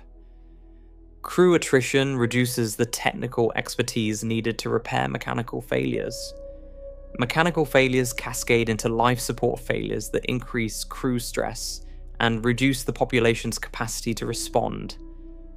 Each problem feeds the others. Each failure makes the next one more likely. The system does not degrade linearly. It degrades in a web where pulling one thread pulls all of them. To see how this web tightens, walk through a single century of transit. The ship is 100 years into a 300-year journey. The original crew is dead. Their grandchildren are middle-aged. The generation now running the ship never met the engineers who built it. They trained under instructors who themselves trained under the original crew. A chain of knowledge 2 links removed from the source. A radiation-induced bit error in a sensor array causes the atmospheric monitoring system to slightly over-report oxygen levels. The error is small, within the normal fluctuation range, so no alarm triggers. The actual oxygen level is drifting downward by a fraction of a percent per year, because a slow leak in one of the hydroponic bays caused by a micro-fatigue crack in a polymer seal that has been aging for a century is allowing nitrogen-rich gas from the nutrient cycling system to displace oxygen in the growing chamber. Plant yields in that bay decline slightly. The agricultural team compensates by increasing light cycles in adjacent bays, which draws more power from the electrical grid. The increased power draw accelerates wear on the primary electrical distribution bus, which was already operating above its design load because a secondary bus failed 30 years ago, and the replacement, manufactured aboard using the ship's fabrication systems, was built to a slightly different specification than the original because the detailed manufacturing protocol was rewritten in Generation 2, and a critical tolerance was transcribed incorrectly. The bus overheats intermittently. The thermal management system compensates, but the compensation diverts cooling capacity from the water purification module, which begins operating at a slightly elevated temperature. At that elevated temperature, the biological cultures in the water purification system, the bacterial colonies that break down organic waste, shift their metabolic balance. They still function, but they produce slightly more ammonia as a byproduct. The ammonia concentration in the recycled water rises by a few parts per million. Not enough to taste, not enough to trigger an alarm, but enough to affect the nutrient solution fed to the hydroponic bays. Certain crops become slightly less productive. Caloric output drops by 2%, then 3%. The rationing committee tightens food allocations. Morale dips. A political faction that has been growing for a decade, arguing that the mission was a mistake and that resources should be redirected toward comfort rather than maintenance, gains seats on the governing council. Maintenance budgets are quietly reduced. A scheduled inspection of the hull's forward dust shield is postponed. 6 months later, a micrometeorite impact breaches the outermost layer of the shield in a section that would have been flagged during the inspection. The breach allows a higher flux of secondary particles into the forward habitation module. Cancer rates in that module will increase over the next 2 decades. The crew does not know this yet. They will not know it until the cancers appear, and when they appear, the medical team will not connect them to the hull breach, because the atmospheric sensor that should have detected the change in particle flux is the same sensor that has been misreporting data since the bit error 100 years ago. No single event in this chain is catastrophic. Every event is small. Every event is the kind of thing that, on Earth, will be caught and corrected by external inspection, by fresh expertise, by a supply shipment, by a specialist flown in from another city. On the ship, there is no external anything. There is only the chain, and the chain does not break. It corrodes, it loosens, it drifts, and by the time the cumulative drift becomes visible, the capacity to correct it may have drifted too. This is what makes the interstellar transit a systems-level crisis rather than a collection of individual challenges.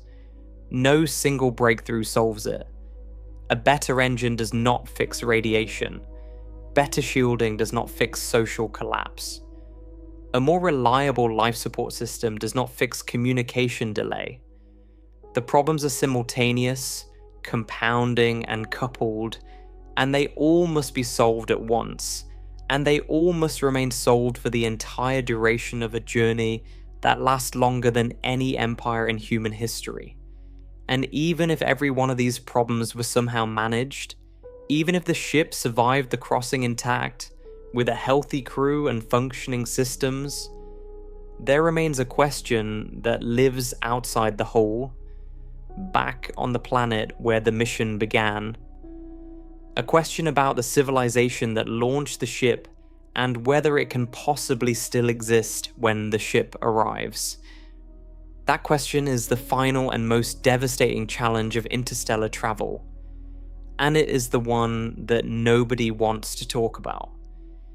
Here is the question that lives beneath every propulsion study, every shielding analysis, every life support diagram, and every population genetic simulation ever produced for interstellar travel. It is the question that engineers rarely ask, because it is not an engineering question. It is a civilizational one. And it may be the hardest of them all.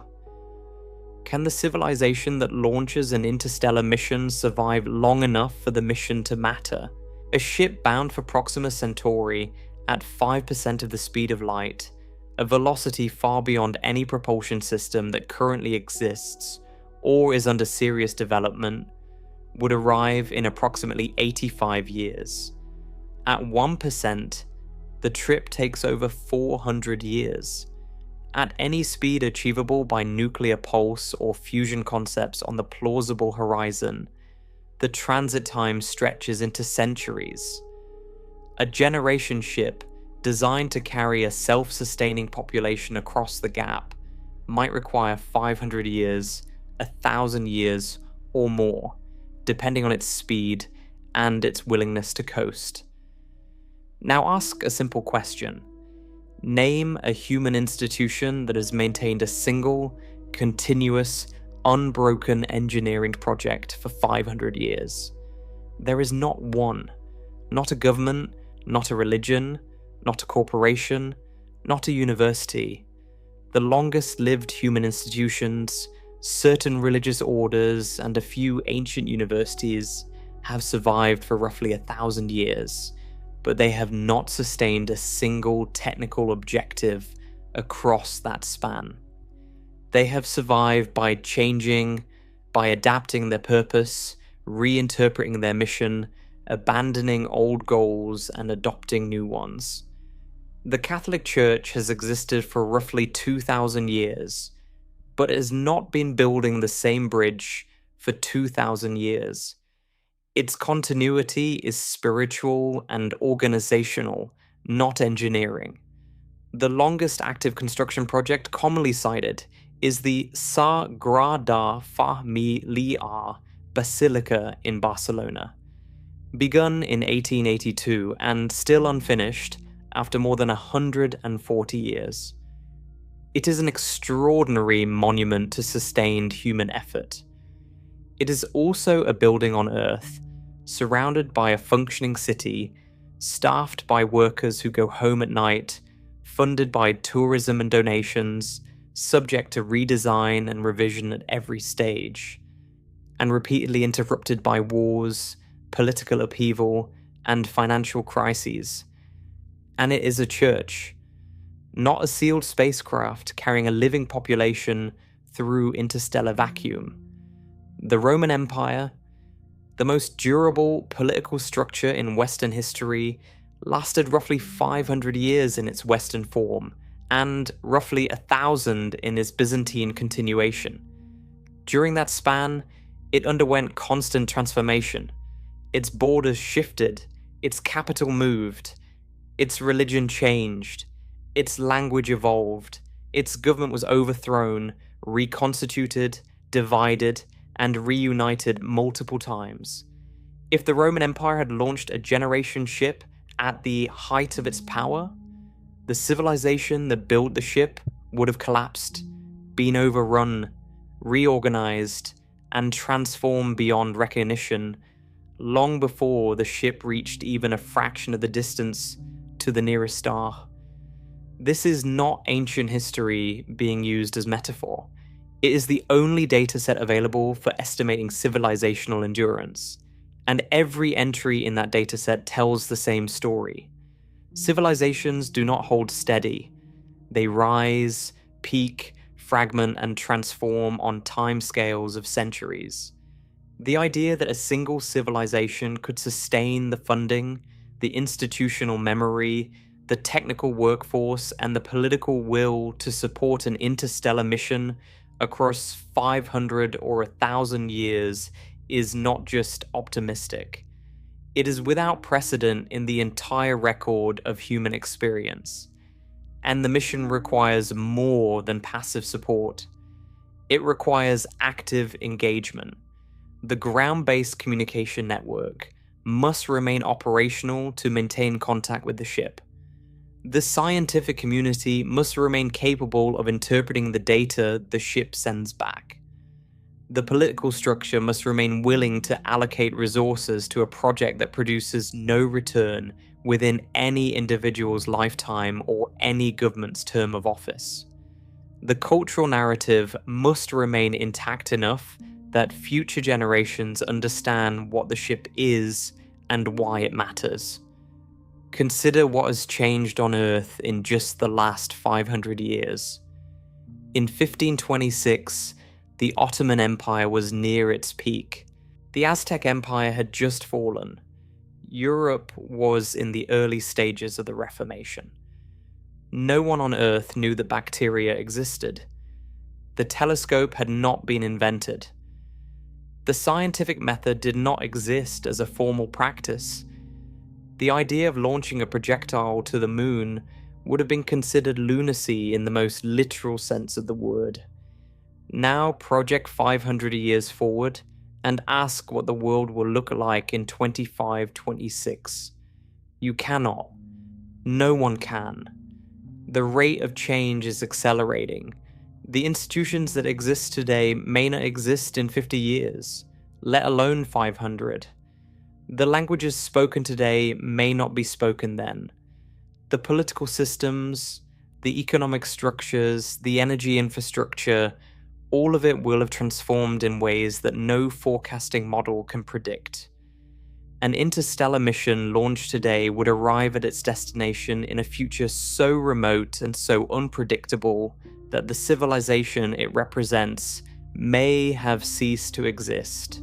Not through catastrophe necessarily, but through ordinary transformation.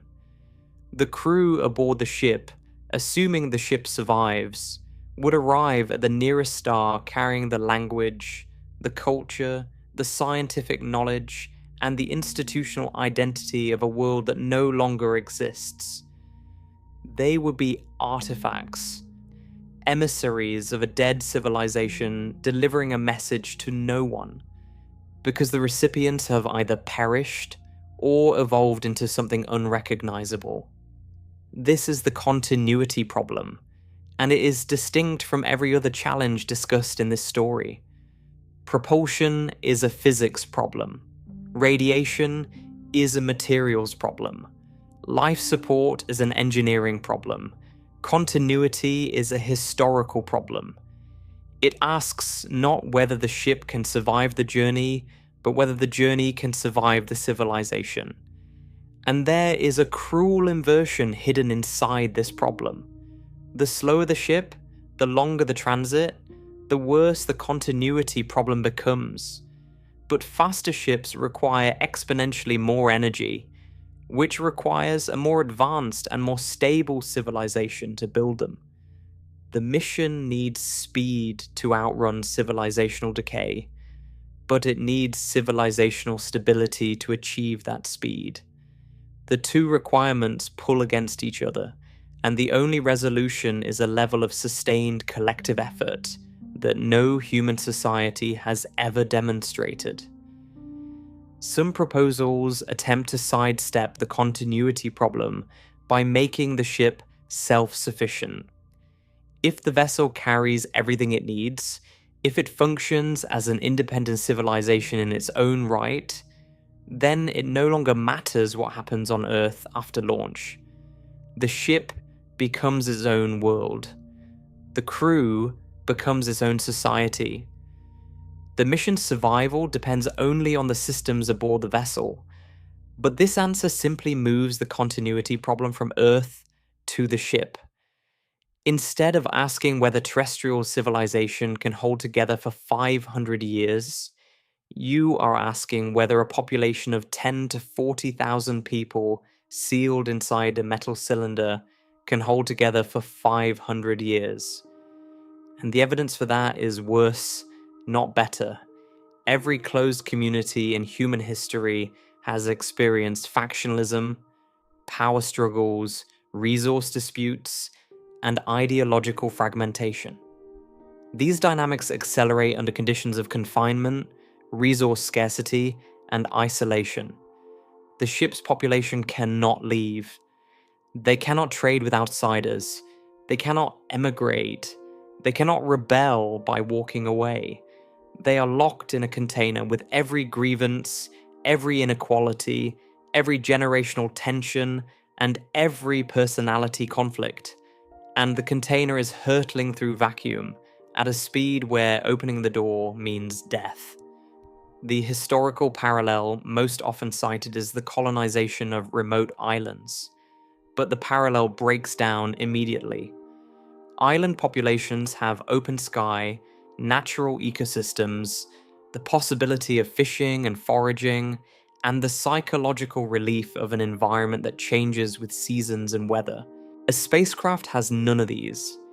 It has walls, it has recycled air, it has artificial light, it has the same corridors and the same faces, and the same view out every window, which is blackness, for the entire duration of the journey. Psychological studies of isolated crews in analog environments, Antarctic stations, submarine patrols, simulated Mars missions consistently show deterioration in mood, cognitive function, and interpersonal relationships within months. These studies involve small crews, short durations, and the knowledge that the isolation will end. An interstellar crew would number in the thousands. The duration would span generations, and the isolation would be permanent for everyone born after launch.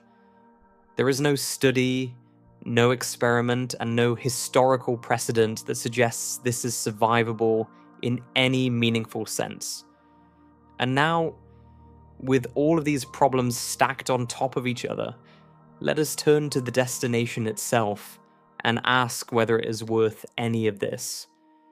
Proxima Centauri b is the planet that launched the dream. It orbits within the habitable zone of the nearest star. It has a minimum mass close to Earth's. The name itself carries the weight of hope. The nearest potentially Earth-like world. The first destination. But the listener already knows what waits there. The story described it early on. A violent red dwarf that bombards its habitable zone with flares powerful enough to strip a planet bare. A world almost certainly tidally locked. One face scorched in permanent starlight, the other frozen in permanent darkness. A planet that receives 250 times more X-ray radiation than Earth. A world where, as researchers have noted, flares over billions of years could have evaporated any atmosphere or ocean and sterilized the surface entirely. The leading assessment is that without a strong magnetic field, it will be surprising if Proxima Centauri b could maintain an atmosphere, let alone support liquid water. The story laid this out early for a reason. The destination was never the reward. It was always part of the problem. And now, after everything that has been described about the journey, the destination has not improved. It has only been joined by every other obstacle the universe could place between here and there. This is the destination. This is the place that an interstellar mission would spend decades or centuries traveling to reach. A world that may be a radiation-blasted, airless, tidally locked rock orbiting a star that periodically tries to sterilize everything around it. The journey would be the most difficult undertaking in the history of the species, and the reward at the end might be a dead planet. In 2025, new evidence from the James Webb Space Telescope added a tantalizing but uncertain signal to the story. Webb detected what might be a large planet orbiting Alpha Centauri A, the larger companion star in the system. The signal is preliminary. Follow-up observations have not yet confirmed it. The planet, if it exists, would orbit in the habitable zone of a sun-like star, a more promising target than Proxima Centauri b. But Alpha Centauri A is part of a binary system, and the gravitational dynamics of two stars orbiting each other create stability challenges for planets in the habitable zone. Whether a planet there could sustain conditions friendly to life over billions of years remains an open question. So the nearest star system offers, at best, one confirmed planet that is probably hostile, and one unconfirmed candidate that may or may not exist and may or may not be stable. This is the prize at the end of the hardest journey imaginable. At this point in the argument, there is one objection that a careful listener will have been holding in reserve. It goes like this. Fine. Do not send humans. The biological problems, the social collapse, the generational drift, the moral catastrophe of children born into a voyage they never chose, all of those disappear if you remove humans from the ship entirely.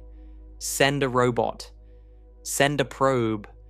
Send a swarm of tiny machines that do not need to eat, breathe, sleep, reproduce, or maintain morale across centuries. Surely that changes the equation. It does change it. It removes the heaviest layer of difficulty, and it still does not get you there.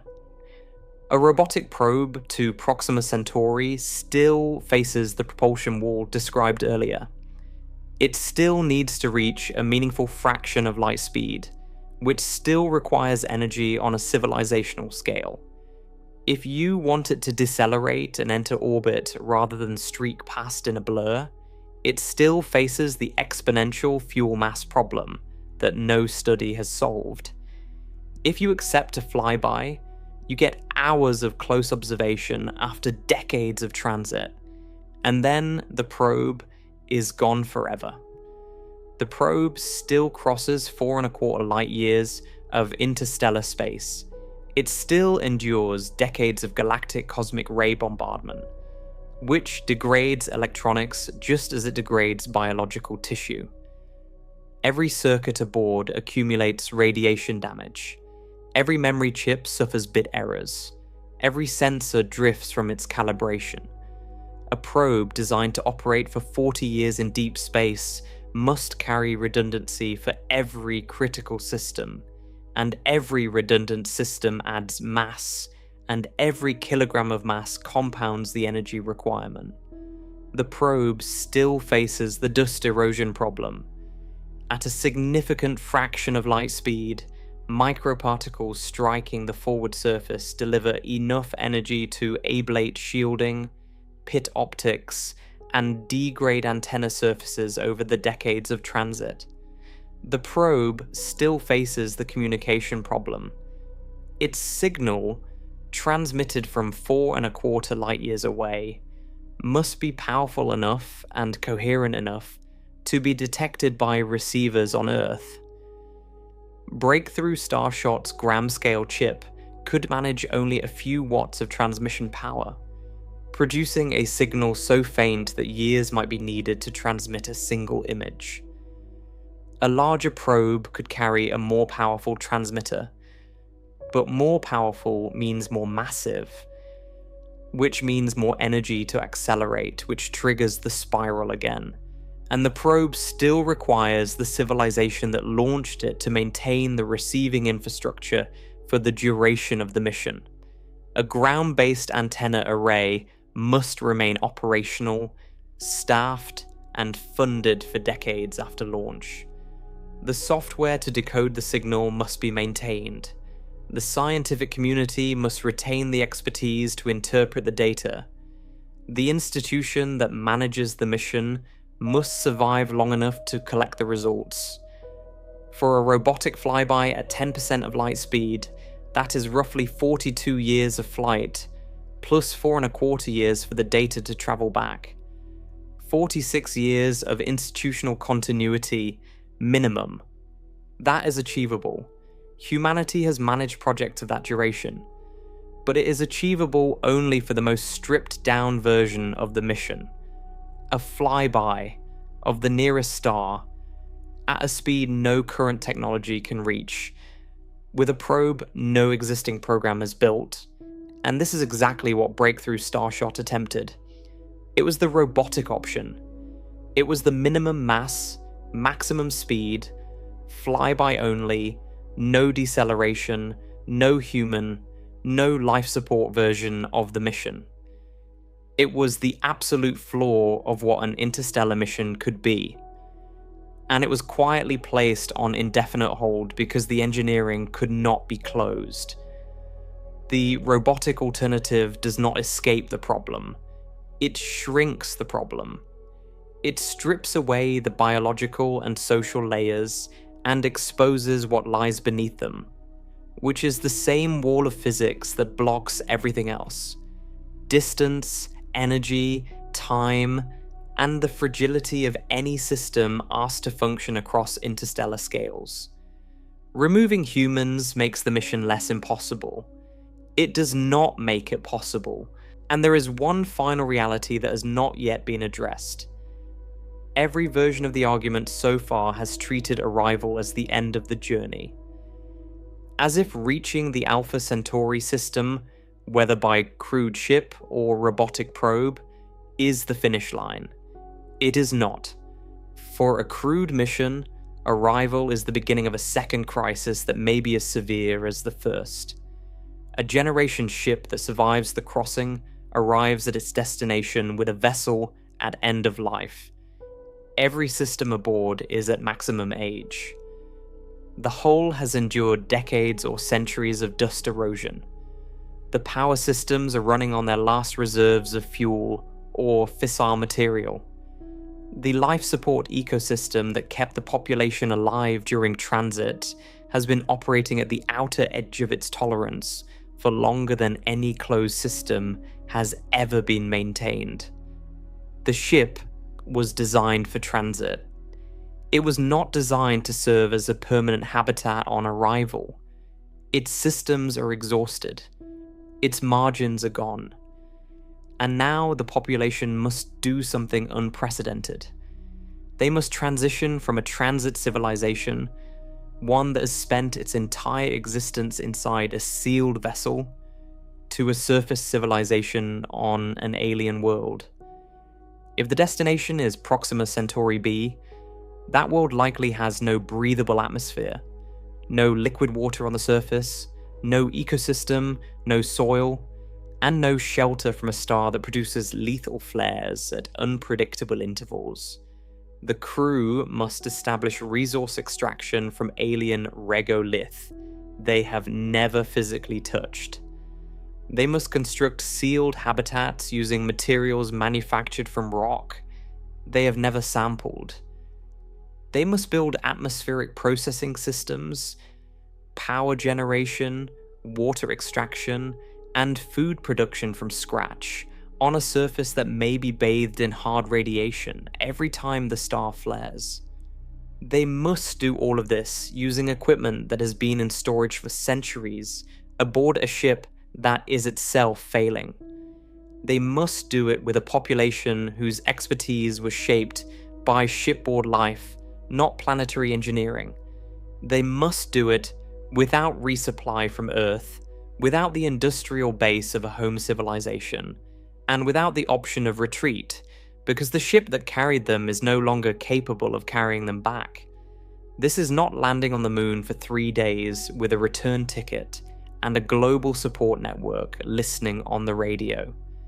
This is founding a permanent civilization from nothing, on a world that may be actively hostile, at the end of a journey that consumed every reserve the travelers possessed.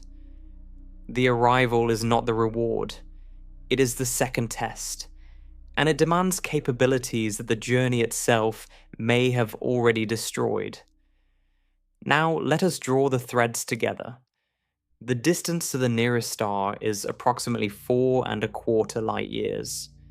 That distance translates to roughly 25 trillion miles. The fastest object humanity has ever launched would need 75,000 years to cross it. Reaching the nearest star in a time frame relevant to human life requires speeds that no existing or plausible near-future propulsion system can achieve for a crewed vessel. The energy required for a crewed mission with deceleration capability is equivalent to the total annual energy output of an industrial civilization. The most ambitious interstellar technology project of the century was quietly shelved after less than a decade because the engineering gaps were too severe. Even granting a hypothetical engine that solves the propulsion problem, the transit itself is lethal. Galactic cosmic rays deliver cumulative doses that exceed safe human exposure within a single year. Current shielding technology cannot reduce this dose to acceptable levels over interstellar durations. Micrometeorite and dust impacts at relativistic speeds erode the spacecraft continuously. Communication delay renders the crew functionally independent of Earth. Closed-loop life support has never been demonstrated for more than a few months without resupply.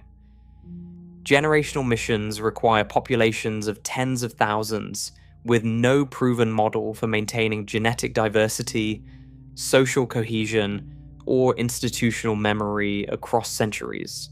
Mechanical systems degrade, and no complex human-built machine has ever operated at the required reliability for the required duration. Behind the ship, the civilization that launched it faces its own mortality. No human institution has ever sustained a single engineering objective for the centuries or millennia required by interstellar transit times. The historical record offers no precedent for the kind of continuity the mission demands.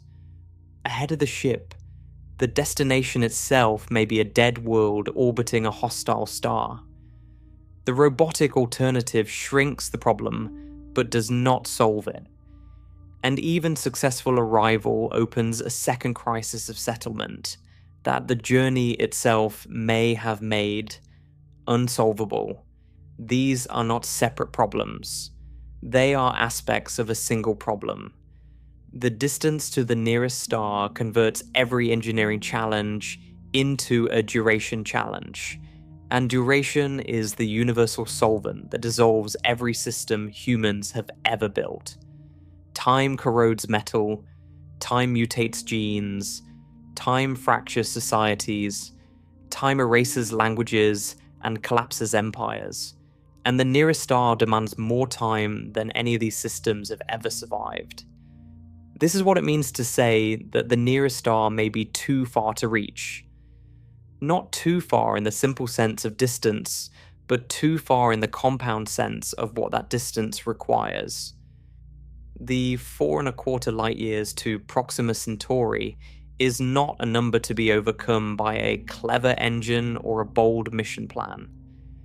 It is a threshold, a boundary where every system required for a living mission begins to fail under the accumulated weight of time, and where no combination of foreseeable technologies solves all the failures simultaneously.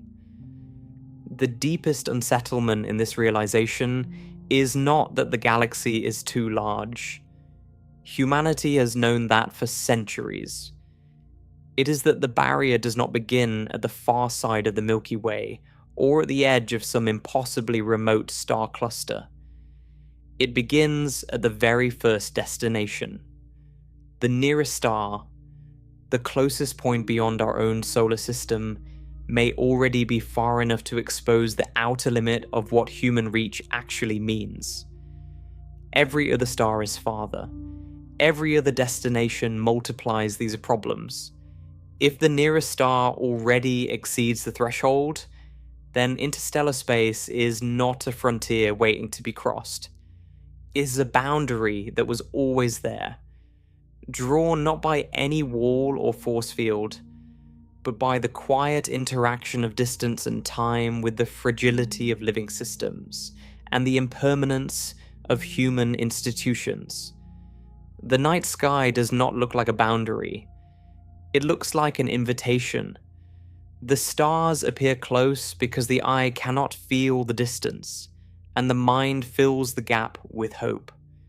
Proxima Centauri, the nearest of them all, has been cast in our stories as the first stepping stone, the beginning of the great journey outward, the doorway to a galaxy full of destinations. But the doorway may already be too wide to step through. The first stone may already be too far to reach, and the dream of interstellar travel, the oldest and most persistent dream of the species, may break not against some distant and exotic obstacle, but against the simple, crushing reality of the first 4 light years. We name the nearest star Proxima. It means closest. It is the most reachable point beyond the boundary of our own sun's domain.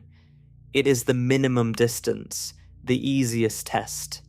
And everything in this story, every number, every engineering study, every failed experiment, every quiet cancellation of a once celebrated project, points to the same conclusion.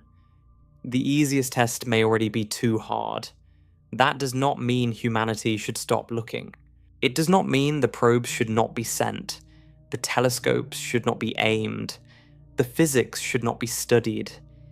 It means that the honest reckoning has to come before the celebration.